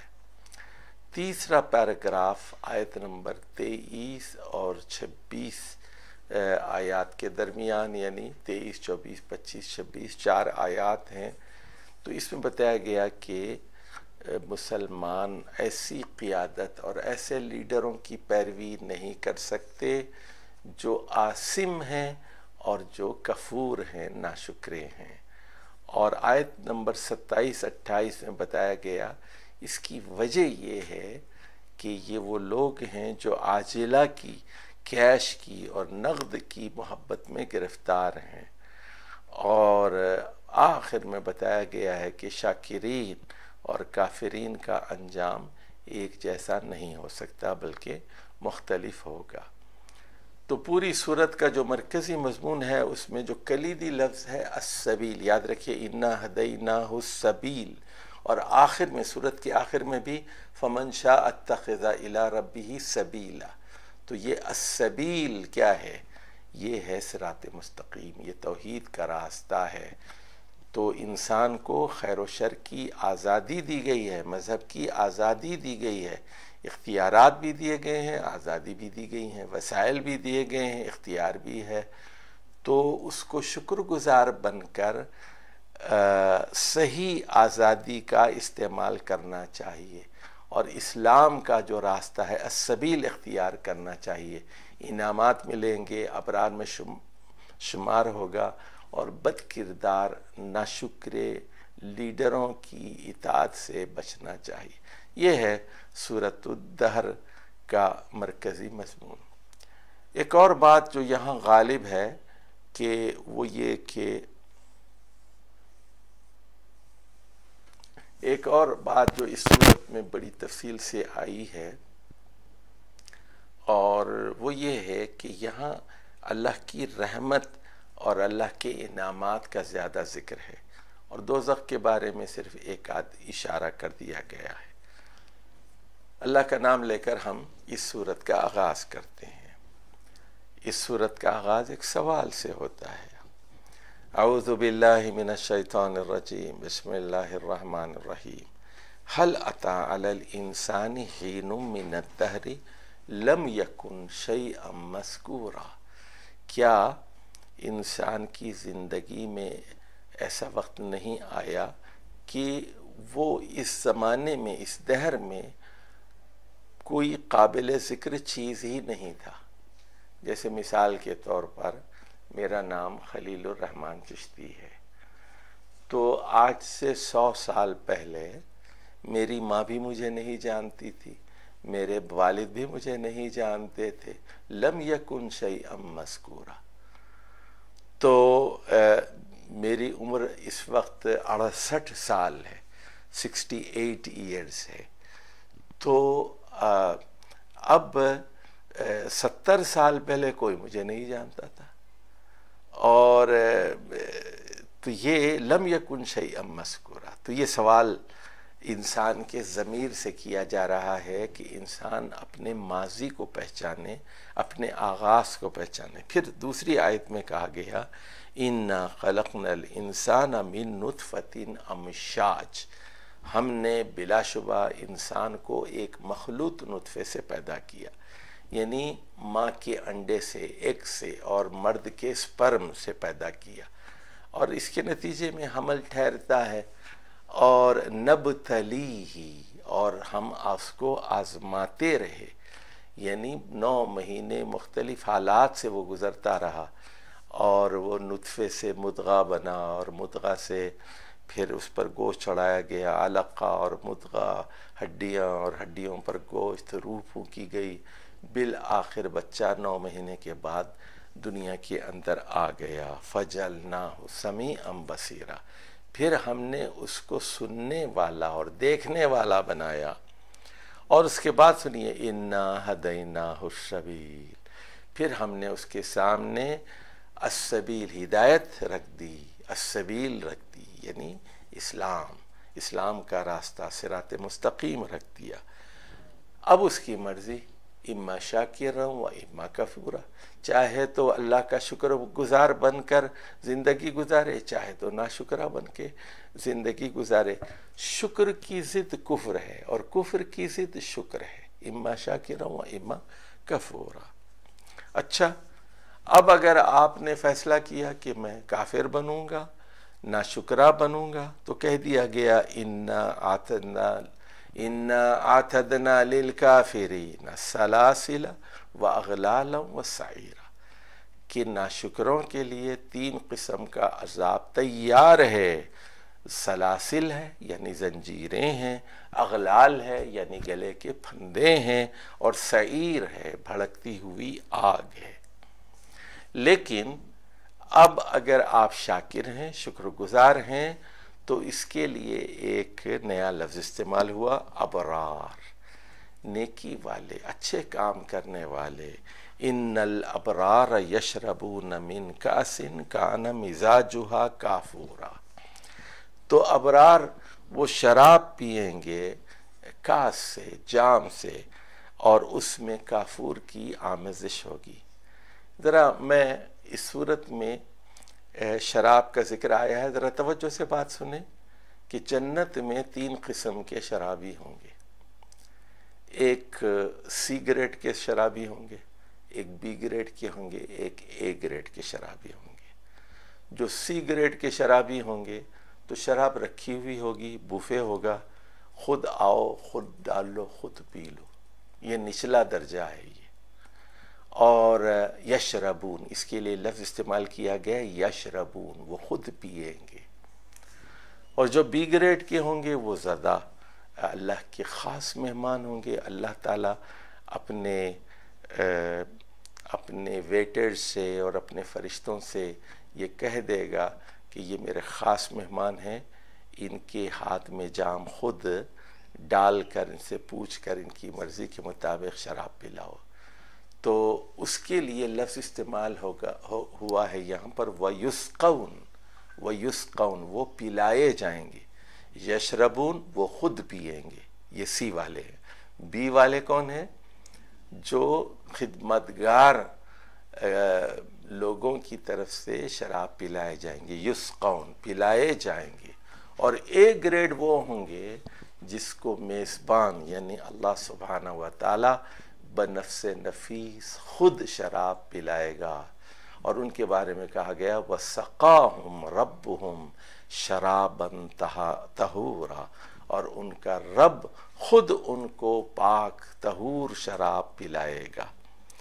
اچھا، یہ جو شراب ہوگی کَانَ مِزَاجُهَا کَافُورًا، اس میں کافور کی ملاوٹ ہوگی، کافور خوشبو ہوگی۔ عَيْنًا، یہ ایک چشمہ ہوگا، یشرب بہا عباد اللہ۔ اب دیکھیے 3 لفظ ہو گئے، ایک لفظ تھا شاکرین کا، شاکر کا، اس کے بعد ابرار کا لفظ آیا، شکر گزار، نیک لوگ۔ اب جو ہے عباد اللہ کا لفظ ہے، اللہ کے بندے، اللہ کے وفادار۔ یفجرونہا تفجیرا، تو یہ بڑی بآسانی اس کو نکال لیں گے۔ مفعول مطلق ہے، یفجرونہا تفجیرا، کوئی محنت نہیں کرنی پڑے گی، اس چشمے میں جاتے ہی جو ہے شراب مل جائے گی اس چشمے سے۔ یہ کون لوگ ہیں؟ یوفون بالنذر، یہ اپنی نظروں کو پورا کرنے والے لوگ ہیں۔ یاد رکھیے کہ نظر صرف اللہ کے لیے ہو سکتی ہے، اور اگر کسی نے غیر اللہ کی نظر مانی ہے تو اس کا کفارہ یہی ہے کہ وہ توبہ کرے کہ یہاں چادر چڑھاؤں گا، یا یہاں یہ کروں گا وہ کروں گا، یہاں اس مزار پہ جا کے بکرا ذبح کروں گا، یہ تو حرام نظریں ہیں، ان کو پورا نہیں کرنا چاہیے۔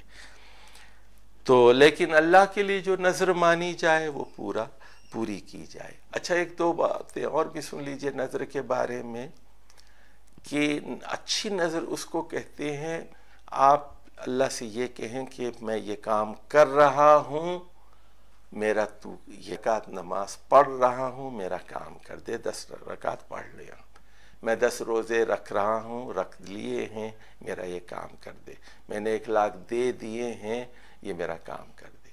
لیکن سب سے وہ جو بخیل کی نظر ہوتی ہے بڑی مکروہ ہوتی ہے، پہلے تو میرا کام کر تو میں یہ کام کروں گا، تو اگر میرے بچے کو شفا دے گا تو میں 1 لاکھ اللہ کی راہ میں خیرات کروں گا، اگر شفا نہیں دے گا تو میں 1 لاکھ بھی نہیں دوں گا۔ تو اللہ کے ساتھ تو بھاؤتاؤ کرتا ہے وہ، تو پہلے کر تو میں پھر کروں گا۔ تو رسول اللہ صلی اللہ علیہ وسلم نے فرمایا کہ اس طرح اللہ تعالیٰ بخیل سے کچھ مال نکلوا لیتا ہے، تو یہ نظر بخیل کی بھی نظر ہوتی ہے۔ یوفون بالنذر ویخافون یوما کان شرہ مستطیرا، تو اس دن کی جو آفت ہے وہ مستطیر ہوگی، ہمگیر ہوگی، ہر طرف پھیلی ہوئی ہوگی۔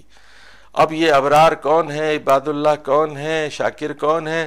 وَيُطْعِمُونَ الطَّعَامَ عَلَىٰ حُبِّهِ مِسْكِينًا وَيَتِيمًا وَأَسِيرًا، اللہ کی محبت میں وہ مسکین کو کھانا کھلاتے ہیں اور وہ یتیموں کو کھانا کھلاتے ہیں، جن کے باپ نہیں ہیں، اسیر قیدیوں کو کھانا کھلاتے ہیں، اور کہتے ہیں انما نطعمکم لوجہ اللہ، ہم اللہ کے لیے کھانا کھلاتے ہیں، لا نرید منکم جزاء ولا شکورا، ہم آپ سے کوئی جزا نہیں چاہتے، آپ سے شکریہ بھی نہیں چاہتے، جزاء ولا شکورا۔ تو میں یہاں جب پہلی دفعہ اسلام آباد آیا تو ایک قریب میں دیہات میں شادی میں شرکت کا موقع ملا، تو وہاں دیکھا کہ ایک صاحب رجسٹر لے کر بیٹھے ہوئے تھے، تو میں نے میرے دوست سے پوچھا جن کے ساتھ میں گیا تھا کہ یہ صاحب کون ہے، یہ رجسٹر لے کر کیوں بیٹھے ہوئے ہیں؟ تو انہوں نے کہا کہ جو پیسے دیتے ہیں شادی کے موقع پر ان سب کے نام لکھے جاتے ہیں اس میں، اور پھر جب ان کے گھر شادی ہوتی ہے تو یہ پیسے ان کو لوٹائے جاتے ہیں۔ میں نے کہا پھر تو اس کا کوئی ثواب ہی نہیں ہے، کیونکہ یہ تو ادلا بدلا ہو گیا، یہ اللہ کے لیے تو یہ نہیں ہو رہا ہے۔ دیکھیے رسول اللہ صلی اللہ علیہ وسلم نے فرمایا کہ شر طعام الولیمہ، سب سے برا ولیمے کا کھانا وہ ہے جس میں غریبوں کو نظر انداز کیا جائے۔ تو شادی میں جو کھانا کھلایا جائے اس میں غریبوں کو بلایا جائے، غریبوں کو ولیمہ کا کھانا کھلایا جائے، یہ نہیں کہ بڑے لوگوں کو بلا کر ان سے پیسے بٹورے جائیں، اس کا حساب لکھا جائے، پھر واپس ان کو پیسے دیے جائیں۔ یہ بہت ہی برا فعل ہے، اخلاقی طور پر یہ بہت بڑی بدتمیزی ہے کہ بندے کو بٹھا دیا وہاں، وہ نوٹ کرتا جا رہا ہے کون کتنے پیسے دے رہا ہے، اور پھر اس پہ تبصرہ ہو رہے ہیں، کہہ رہے ہیں کہ اچھا اس نے 20,000 دیے تھے، اس نے 10 دیے، اس نے 5,000 دیے، اور اس نے 1,000 دیے، اس نے 500 دیے، اس نے 200 دیے۔ تو یہ بدترین لوگ ہوتے ہیں، یہ خاندان کے اور معاشرے کے بد اخلاق لوگ ہوتے ہیں جو گن گن کر لوگوں کے تحفوں کا حساب رکھتے ہیں اور پھر گن گن کر ان کو لوٹاتے ہیں۔ اللہ کے لیے صدقات کرنے والے ایسے کم ظرف نہیں ہوتے۔ اور پھر اِنَّا نَخَافُ مِن رَبِّنَا يَوْمًا عَبُوسًا قَمْطَرِيرًا، ہم اس دن سے ڈرتے ہیں جو دن بہت ہی خشک ہوگا اور بہت ہی تکلیف دہ دن ہوگا۔ فَوَقَاهُمُ اللَّهُ شَرَّ ذَلِكَ الْيَوْمِ، اللہ تعالیٰ ایسے نیک لوگوں کو، ابرار کو، عباد اللہ کو، جو اللہ کی خاطر مسکینوں کو، یتیموں کو، قیدیوں کو کھانا کھلاتے ہیں، دوزخ کے عذاب سے بچا لے گا. فوقاہم اللہ، اور قیامت کے دن کی سختی سے بچائے گا. ولقاہم نضرۃ وسرورا، اور ان کی آشنائی ہوگی سرور سے اور راحت سے، اور نضرتم و سرورا، حشاش بشاش ہوں گے، خوش و خرم ہوں گے. جزاہم بما صبروا، تو یہ ان کے صبر کا بدلہ ہوگا. جنتاً و حریرا، کہ جنت کے باغات اور ریشمی لباس. اچھا ادھر دیکھیے ذرا نوٹ فرمائیے، جزاہم بما صبروا، یہاں صبر کا مطلب ہے کہ ہمیشہ نظر کو پورا کرنا، ہمیشہ قیامت کی آفت سے ڈرنا، ہمیشہ یتیموں کو، مسکینوں کو، قیدیوں کو کھانا کھلانا، اور ہمیشہ ہر کام صرف اللہ کے لیے کرنا، اور قیامت کے دن سے ڈرنا. تو یہ اس کو صبر کہا گیا. متقین فیہا علی الارائک، ٹیک لگا کر اونچی مسندوں پر بیٹھے ہوں گے. لا یرون فیہا شمسا ولا زمہریرا، جنت کا موسم بڑا معتدل ہوگا، نہ گرمی ہوگی نہ سردی. جس طرح مارچ کے مہینے کا موسم ہوتا ہے، نہ آپ کو بلینکٹ کی ضرورت پڑتی ہے، نہ آپ کو پنکھا چلانا پڑتا ہے. 25 ڈگری سینٹی گریڈ، بالکل خوشگوار موسم. تو نہ وہاں سورج کی تپش ہے، شمس، نہ زمہریر ہے. وَدَانِيَةً عَلَيْهِمْ ظِلَالُهَا، اور درختوں کے سائے ان کے ظلال وہ ان کے قریب ہوں گے. وَذُلِّلَتْ قُطُوفُهَا تَذْلِيلًا، اور درختوں کی شاخیں قطوف بالکل جھکی ہوئی ہوں گی، جو چاہے پھل آپ توڑ لیں، آپ کو یہ کہنا نہیں پڑے گا کہ انگور کھٹے ہیں. وَيُطَافُ عَلَيْهِمْ بِآنِيَةٍ مِّن فِضَّةٍ وَأَكْوَابٍ كَانَتْ قَوَارِيرَ، اور گردش میں ہوں گے برتن، اور یہ برتن ہوں گے چاندی کے. فضہ کہتے ہیں چاندی کو. اور اکواب، کوب کی جمع ہے، کپ کو کہتے ہیں. کانت قواریرا، قواریر من فضہ، تو یہ پیالے بھی جو قواریر ہوں گے یہ بھی چاندی کے ہوں گے. قدروہا تقدیرا، اچھا یہ کسٹم میڈ ہوں گے، خاص طور پر آپ ہر آدمی کے لیے الگ الگ بنائے جائیں گے، ہر ایک کی پسند کے مطابق، ہر ایک کی مقدار کے مطابق، ہر ایک کے پیٹ کے مطابق. بڑے پیٹ والے کے لیے بڑا تھالا ہوگا اور چھوٹے کے لیے چھوٹا.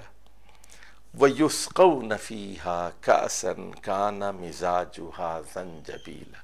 اب دیکھیے یہ بی درجے کے، اونچے درجے کے جنتی ہیں، پلایا جائے گا ان کو، پلایا جائے گا. كَأْسًا كَانَ مِزَاجُهَا زَنْجَبِيلًا، زنجبیل ادرک کو کہتے ہیں. میں امریکہ گیا تو وہاں مجھے ایک مشروب پیش کیا گیا، وہ اس کا نام تھا جنجریل. میں نے پوچھا یہ کیا چیز ہے جنجریل؟ تو کہا گیا کہ اس میں ادرک ہے، سونٹ کی آمیزش ہے، اور یہ ہاضمے کے لیے اور پیٹ کے لیے بہت اچھا ہے. تو جنت میں بھی ایک چشمہ ہے، عینن فیہا تسمی سلسبیلا، سلسبیل نامی ایک چشمہ ہے جنت میں، اور اس کی آمیزش ہوگی، یعنی اس کا کاکٹیل ہوگا. مزاج تو کہتے ہیں کاکٹیل کو، یعنی اس کئی چیزیں جس میں ملائی جائیں، جیسے کاکٹیل ملک یا جوس ہوتا ہے یا فروٹ جوس ہوتا ہے، کئی پھلوں کا رس اس میں شامل ہوتا ہے. اور کاکٹیل شراب وہی ہوتی ہے جس میں کئی قسم کی شرابیں ملائی جاتی ہیں. وَيَطُوفُ عَلَيْهِمْ وِلْدَانٌ مُخَلَّدُونَ، اور گردش میں ہوں گے ایسے لڑکے جو ہمیشہ لڑکے ہی رہیں گے، بوڑھے نہیں ہوں گے. بوڑھے آدمی کی خوبی یہ ہوتی ہے کہ تجربے کار ہوتا ہے، لیکن اس کے ہاتھ پاؤں، جسم اس کا ساتھ نہیں دیتا، تھک جاتا ہے، تھوڑا سا کام کیا تھک گیا، بوڑھا آدمی ہے. لیکن جوان آدمی پھرتیلے ہوتے ہیں، چابک دست ہوتے ہیں، اور ہمیشہ لڑکے ہی رہیں گے، یعنی وہ پھرتیلے اور چابک دست بھی ہوں گے اور تجربہ کار بھی ہوں گے۔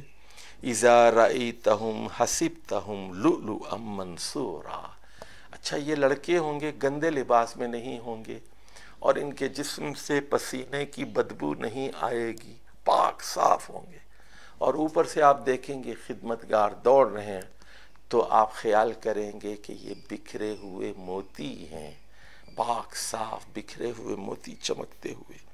وَإِذَا رَأَيْتَ ثَمَّ رَأَيْتَ نَعِيمًا وَمُلْكًا كَبِيرًا، تو جس طرف نگاہ ڈالیں گے آپ ادھر دیکھیں گے، ثَمَّ رَأَيْتَ، جہاں بھی جس طرف بھی نظر ڈالیں گے تو آپ دیکھیں گے نعمت ہی نعمت، وَمُلْكًا كَبِيرًا، بڑی بادشاہت، عَالِيَهُمْ ثِيَابُ سُنْدُسٍ خُضْرٍ، اور ان کے اوپر کا جو حصہ لباس ہوگا وہ سبز رنگ کے ریشم کا ہوگا، سندسن خضرن، ثیاب سندسن خضرن، و استبرق، تو استبرق ایک عالی قسم کا ریشم ہوتا ہے، تو یہ لباس ہوگا، وحلوا اساور من فضہ، اور وہ پہنائے جائیں گے چاندی کے کنگن۔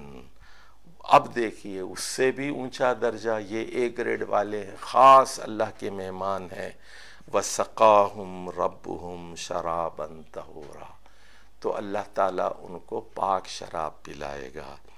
إِنَّ هَذَا كَانَ لَكُمْ جَزَاءً وَكَانَ سَعْيُكُمْ مَشْكُورًا، یہ ساری چیزیں، یہ ساری نعمتیں بدلے کے طور پر ہوں گی، جزا کے طور پر ہوگی۔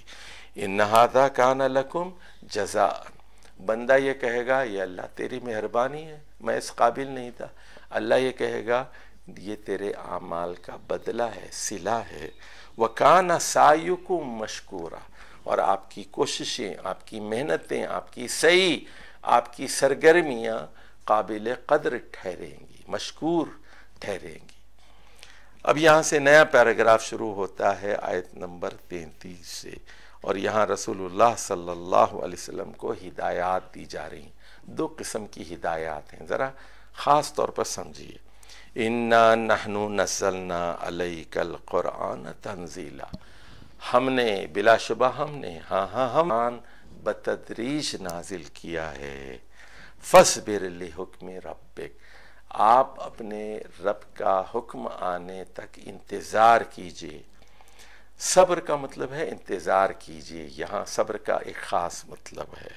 وَلَا تُطِعْ مِنْهُمْ عَاصِمًا أَوْ كَفُورًا، لیکن یاد رکھیے کہ جو لیڈر عاصم ہے، گنہگار ہے، کفور ہے، ناشکرہ ہے، اس کی اطاعت مت کیجئے، اس سے دبنے کی ضرورت نہیں ہے، اس کے سامنے جھکنے کی کوئی ضرورت نہیں، چاہے وہ ابو جہل ہو، چاہے وہ ولید بن مغیرہ ہو، چاہے وہ ابو لہب ہو، امیہ بن خلف ہو، چاہے کوئی ہو۔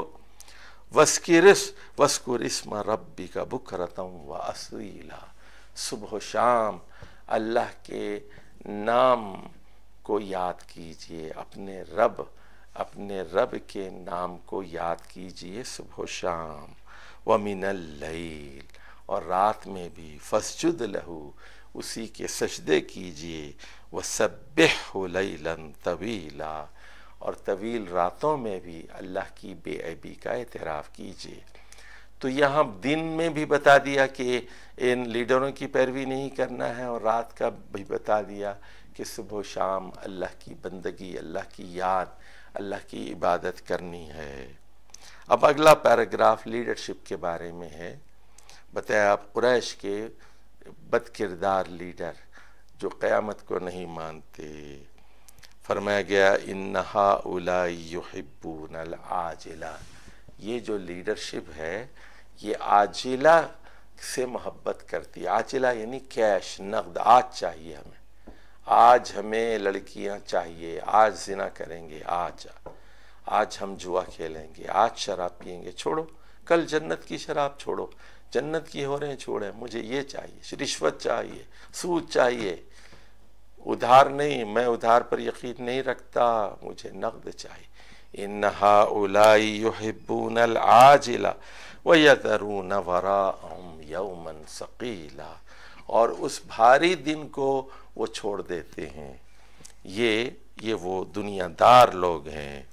اب اللہ کہتا ہے نحن خلقناہم، ہم نے ان کو پیدا کیا ہے، وشددنا اسرہم، ہم نے ان کی رگیں پٹھے ان کے مضبوط کیے ہیں، وَإِذَا شِئْنَا بَدَّلْنَا أَمْثَالَهُمْ تَبْدِيلًا، اور جب ہم چاہیں تو ہم ان کا حلیہ جو ہے بدل کر رکھ دیں۔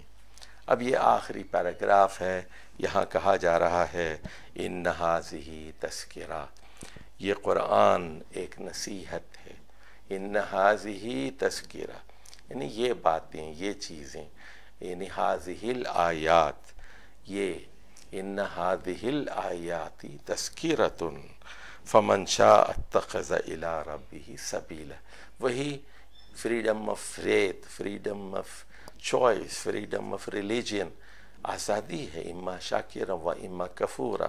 تو وہ بات جو آیت نمبر 2 میں کہی گئی ہے اسی کو یہاں دہرایا گیا ہے کہ انسان کے سامنے صحیح راستہ رکھ دیا گیا ہے، لیکن آزادی بھی دی گئی ہے، جس کا دل چاہے وہ اس راستے کو اختیار کر لے۔ وَمَا تَشَاءُونَ إِلَّا أَن يَشَاءَ اللَّهُ، لیکن آپ کے چاہنے سے کیا ہوتا ہے جب تک کہ اللہ نہ چاہے۔ ان اللہ کان علیما حکیما، بلا شبہ اللہ تعالیٰ علیم ہے، مکمل علم رکھتا ہے اور حکیم ہے۔ یدخل من یشاء فی رحمتہ، جس کو چاہتا ہے اپنی رحمت میں داخل کر لیتا ہے۔ والظالمین، اور جہاں تک ظالموں کا تعلق ہے، اعد لہم عذابا علیما۔ اب یہاں ظالمین کا مطلب ہے مشرکین، کافرین، ناشکرے لوگ۔ تو وہاں کہا گیا تھا نا، آپ کو یاد ہے، یہ آیت نمبر 4 میں انا اعتدنا للکافرین سلاسل واغلالا وسعیرا، کہ جہاں تک ناشکرے انکار کرنے والے لوگوں کا تعلق ہے، ان کے لیے سلاسل ہیں، زنجیریں ہیں، اغلال ہیں، پھندے ہیں، اور سعیر ہے، بھڑکتی آگ ہے۔ اب یہاں کہا جا رہا ہے کہ مشرک ظالمین کے لیے ہم نے تیار کر رکھا ہے ایک دردناک عذاب۔ والظالمین اعد لہم عذابا علیما۔ تو یہ ہے سورۃ الدہر، سورۃ الانسان بھی اس کا نام ہے۔ نبی کریم صلی اللہ علیہ وسلم جمعے کے دن فجر کی نماز کی پہلی رکعت میں سورۃ السجدہ اور دوسری رکعت میں سورۃ الدہر کی تلاوت کیا کرتے تھے۔ پوری سورت کا مرکزی مضمون یہ ہے کہ انسان کو اس دنیا میں خلافت دی گئی ہے، وسائل دیے گئے ہیں، ریسورسز دیے گئے ہیں، عمر، پیسہ، دولت، ذہانت، عقل، ہر چیز دی گئی ہے، اور اس کے ساتھ ساتھ آزادی خیر و شر۔ تو اس کو چاہیے کہ وہ اسلام کا راستہ، شکر گزاری کا راستہ اختیار کر کے جنت حاصل کر لے، اور وہ ناشکر لیڈروں کی پیروی نہ کرے۔ وَلَا تُطِعْ مِنْهُمْ عَاصِمًا أَوْ كَفُورًا، نیک لیڈروں کی پیروی کرے، برے لیڈروں۔ سورۃ المرسلات قرآن مجید کی 77ویں سورت ہے، اور یہ بھی ایک مکی سورت ہے، اور اس کی 50 آیات ہیں اور 5 پیراگراف ہیں، چھوٹی چھوٹی 50 آیات۔ اور اس سورت کا موضوع بھی قیامت ہے، اور اس کے لیے بہت ساری دلیلیں دی گئی ہیں۔ اب یہاں ایک اور بات بڑی اہم ہے، نوٹ فرما لیجئے۔ ایک آیت ہے جسے آیت ترجیع کہتے ہیں، یہ بار بار دہرائی گئی ہے، اور یہ آیت ہے وَيْلٌ يَوْمَئِذٍ لِّلْمُكَذِّبِينَ، تباہی ہے، بربادی ہے، ہلاکت ہے ان لوگوں کے لیے جو قیامت کو جھٹلاتے ہیں، قیامت کا انکار کرتے ہیں۔ وَيْلٌ يَوْمَئِذٍ لِّلْمُكَذِّبِينَ، اس دن، قیامت کے دن تباہی ہوگی، بربادی ہوگی ان لوگوں کے لیے جو قیامت کو جھٹلاتے ہیں۔ اب آ جائیے اس کے نظم کے اوپر۔ ابتدائی 7 آیات میں ہواؤں سے استدلال کیا گیا ہے کہ ہواؤں کے 2 پہلو ہوتے ہیں، ایک خیر کا پہلو ہوتا ہے، ایک شر کا پہلو ہوتا ہے۔ ہوائیں باران رحمت لے کر آتی ہیں اور ہوائیں عذاب کا پیغام لے کر آتی ہیں۔ تو ہوائیں کہہ رہی ہیں کہ قیامت آئے گی۔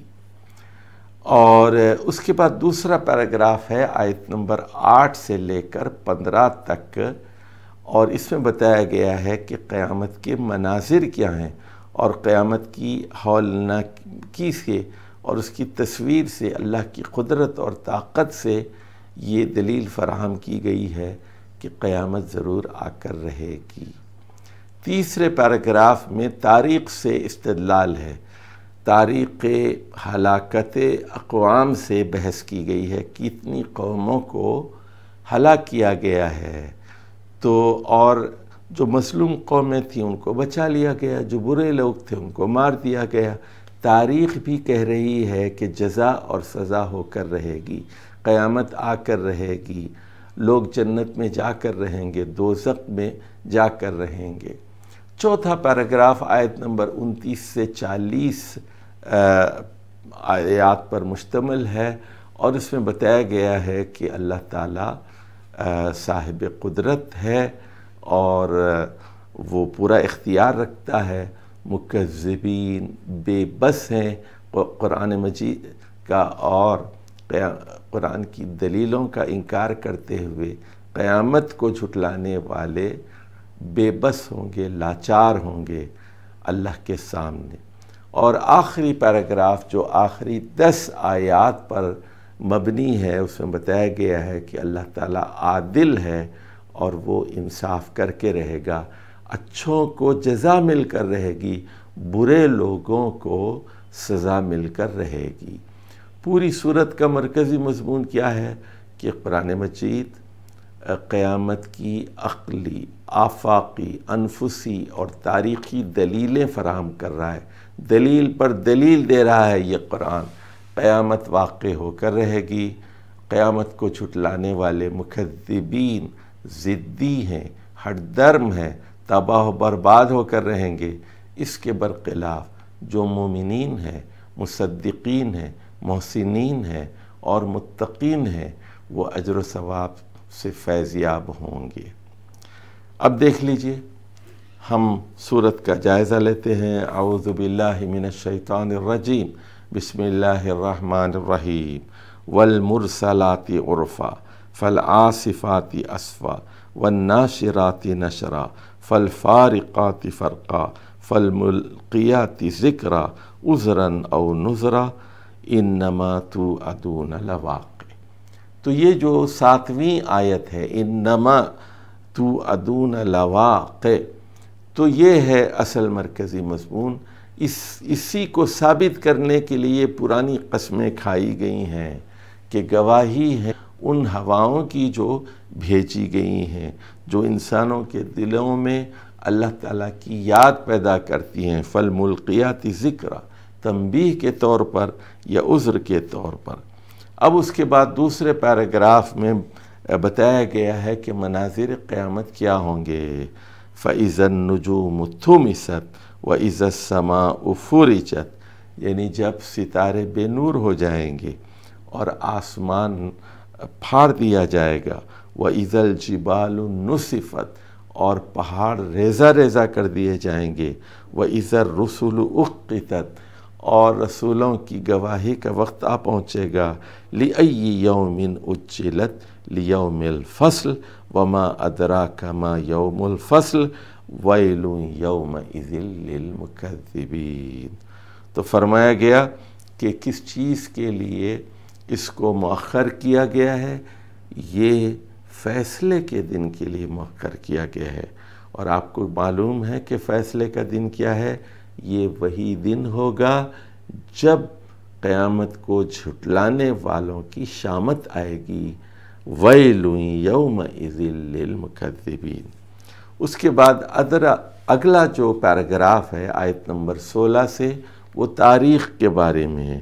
الم نہلک الاولین، سوال کیا گیا کیا ہم نے پرانے لوگوں کو ہلاک نہیں کیا، عاد کو، سمود کو، فرعون کو، تاریخ اٹھا کر دیکھ لو۔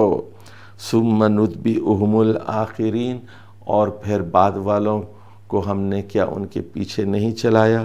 کذالک نفعل بالمجرمین ویل یومئذ للمکذبین، اسی طرح تو ہم مجرمین کے ساتھ سلوک کرتے ہیں، اس دن شامت ہوگی مکذبین کی۔ ویل یومئذ للمکذبین، یہ وہ دن ہوگا جب قیامت کو جھٹلانے والے برباد ہوں گے۔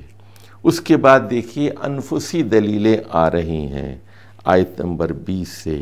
الم نخلقکم من ماء مہین، اے انسانوں کیا ہم نے تمہیں ایک حقیر مادے سے پیدا نہیں کیا، فجعلناہ فی قرار مکین، پھر ماں کی بچے دانی میں ہم نے تم کو کیا نہیں ٹھہرایا، الی قدر معلوم، ایک مقررہ وقت تک، 7 مہینے 8 مہینے یا 9 مہینے تک، فقدرنا فنعم القادرون، اور پھر ہم نے تمہاری تقدیر مقرر کی تو ہم کتنی قدرت رکھتے ہیں۔ ویل یومئذ للمکذبین، لیکن ایسے خدا کو جو ماں کے پیٹ میں رکھ کر درجہ بدرجہ کمال کے ساتھ انسان کو پیدا کرتا ہے، تم جھٹلاتے ہو اس کی قدرت اور طاقت پر کہ وہ قیامت نہیں برپا کرے گا، قیامت کے دن تمہاری شامت آئے گی۔ ویل یومئذ للمکذبین، اس دن بربادی ہوگی جھٹلانے والوں کی۔ پھر سوال کیا گیا ربوبیت سے، الم نجعل الارض کفاتا احیاء و امواتا، کیا ہم نے زمین کو ربوبیت کا ذریعہ نہیں بنایا، اور کیا اس کو ہم نے زندہ اور مردہ لوگوں کے لیے ایک جگہ نہیں قرار دیا، اور کیا وجعلنا فیہا رواسی شامقات واسقیناکم ماء فراتا، کیا ہم نے اس زمین میں تمہارے لیے پہاڑ نہیں گاڑ دیے، کیا ہم نے اس زمین میں تمہارے لیے صاف پانی کا انتظام نہیں کیا؟ تو پھر اس کے باوجود اللہ کی قدرت کے بارے میں شک کرتے ہو، قیامت کے دن کے بارے میں انکار کرتے ہو۔ ویل یومئذ للمکذبین، اس دن ہلاکت اور بربادی ہوگی قیامت کو جھٹلانے والوں کی۔ اب اس کے بعد اگلا پیراگراف شروع ہوتا 29 سے، انطلقوا الی ما کنتم بہ تکذبون، کہا جائے گا کہ تم جس دن کا اور قیامت کا انکار کرتے تھے اسی کی طرف چل پڑو۔ انطلقوا الی ظل ذی ثلاث شعب، تو اس سایوں کی طرف چلو جس میں 3 اندھیرے ہوں گے، لا ظلیل ولا یغنی من اللہب، جس میں نہ کوئی سایہ ہوگا اور نہ کوئی آگ کے شعلوں سے بچانے والا ہوگا۔ دوزخ کی آگ، انہا ترمی بشرر کالقصر، تو وہ اپنے شعلے پھینکے گی جس طرح وہ اونچے محلات ہوں، اونچے شعلے پھینکے گی۔ کأنہ جمالۃ صفر، گویا کہ وہ زرد رنگ کے اونٹ ہوں، اونچی آگ کی لپٹی ہوں گی۔ ویل یومئذ للمکذبین، اس دن بربادی ہوگی قیامت کو جھٹلانے والوں کی۔ ھذا یوم لا ینطقون، یہ وہ دن ہوگا جب تم بات نہیں کر سکو گے۔ ولا یوزن لہم فیعتذرون، یہ وہ دن ہوگا جب کوئی معذرت آپ نہیں کر سکیں گے۔ ویل یومئذ للمکذبین، یعنی توبہ کرنا ہو تو اس دنیا میں کر لو، استغفار کرو، توبہ کرو، اپنے رب کی طرف پلٹو، قیامت کو مان لو، جنت اور دوزخ کو مان لو، اور نیک اور بد کا ایک جیسا انجام نہیں ہو سکتا۔ اس دن قیامت کو جھٹلانے والوں کی آفت ہوگی، اور کہا جائے گا ھذا یوم الفصل، یہ فیصلے کا دن ہے، جمعناکم والاولین، آپ کو بھی اللہ نے پیدا کر کے جمع کر دیا ہے اور پرانے لوگوں کو بھی۔ فَإِنْ كَانَ لَكُمْ كَيْدٌ فَكِيدُونِي، اور انسان اس وقت بہت بے بس ہوگا، اور اللہ کی طرف سے کہا جائے گا آج تم میرے خلاف کوئی سازش کرنا چاہتے ہو تو کر لو۔ مکذبین، تباہی ہے اس دن جھٹلانے والوں کے لیے۔ اب یہ آخری پیراگراف ہے جو آخری 10 آیات پر مشتمل ہے، آیت نمبر 41 سے 50 تک۔ ان المتقین فی ظلال وعیون، متقین سے مراد یہاں وہ لوگ ہیں جو قیامت کے انکار سے بچتے ہیں اور اللہ کے غضب سے بچتے ہیں، اللہ دوزخ سے بچنا چاہتے ہیں۔ یہ وہ لوگ ہیں جو شرک سے بچتے ہیں، حرام سے بچتے ہیں، بدعات سے بچتے ہیں، تو وہ اللہ کے سایوں میں ہوں گے اور عیون چشموں میں ہوں گے، وَفَوَاكِهَ مِمَّا يَشْتَهُونَ، اور وہ پھلوں کے درمیان میں ہوں گے جو ان کے لیے مرغوب ہوں گے۔ کہا جائے گا کُلُوا وَاشْرَبُوا هَنِيئًا بِمَا كُنتُمْ تَعْمَلُونَ، کھاؤ پیو اور مزے کرو تم لوگ جو اچھے کام کیا کرتے تھے اللہ کی اطاعت اور فرما برداری میں۔ اِنَّا كَذَلِكَ نَجْزِي الْمُحْسِنِينَ، کہا جائے گا اسی طرح ہم اچھا بدلہ دیتے ہیں محسنین کو۔ هَلْ جَزَاءُ الْإِحْسَانِ إِلَّا الْإِحْسَانُ، کیا اچھائی کا بدلہ اچھائی کے سوا بھی کچھ ہو سکتا ہے؟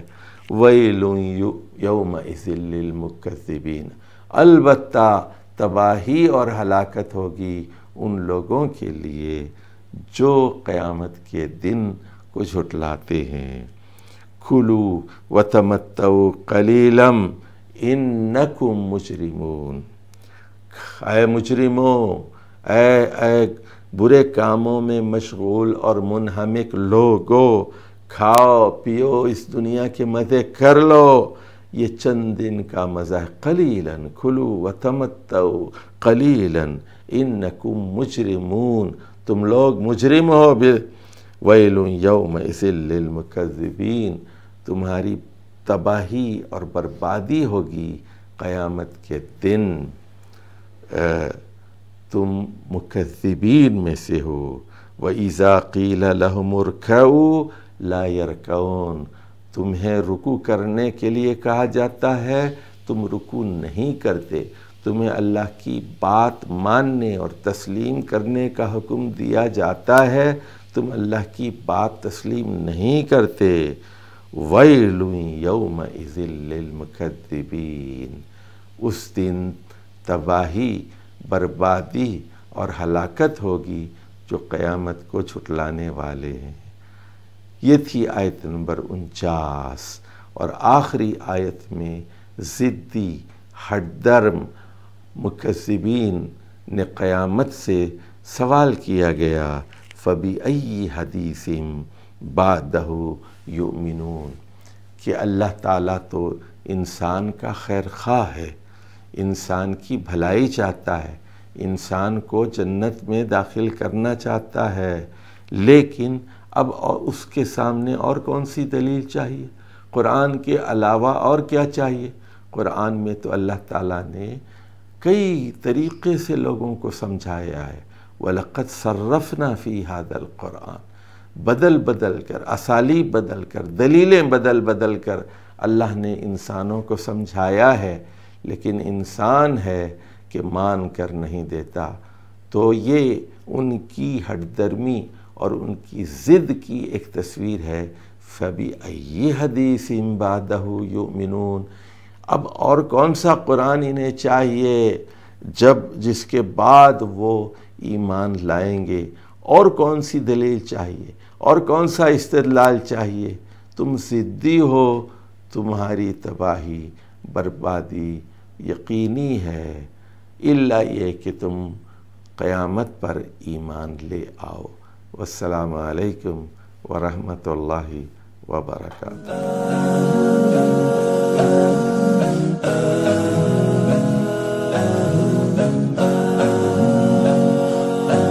رمضان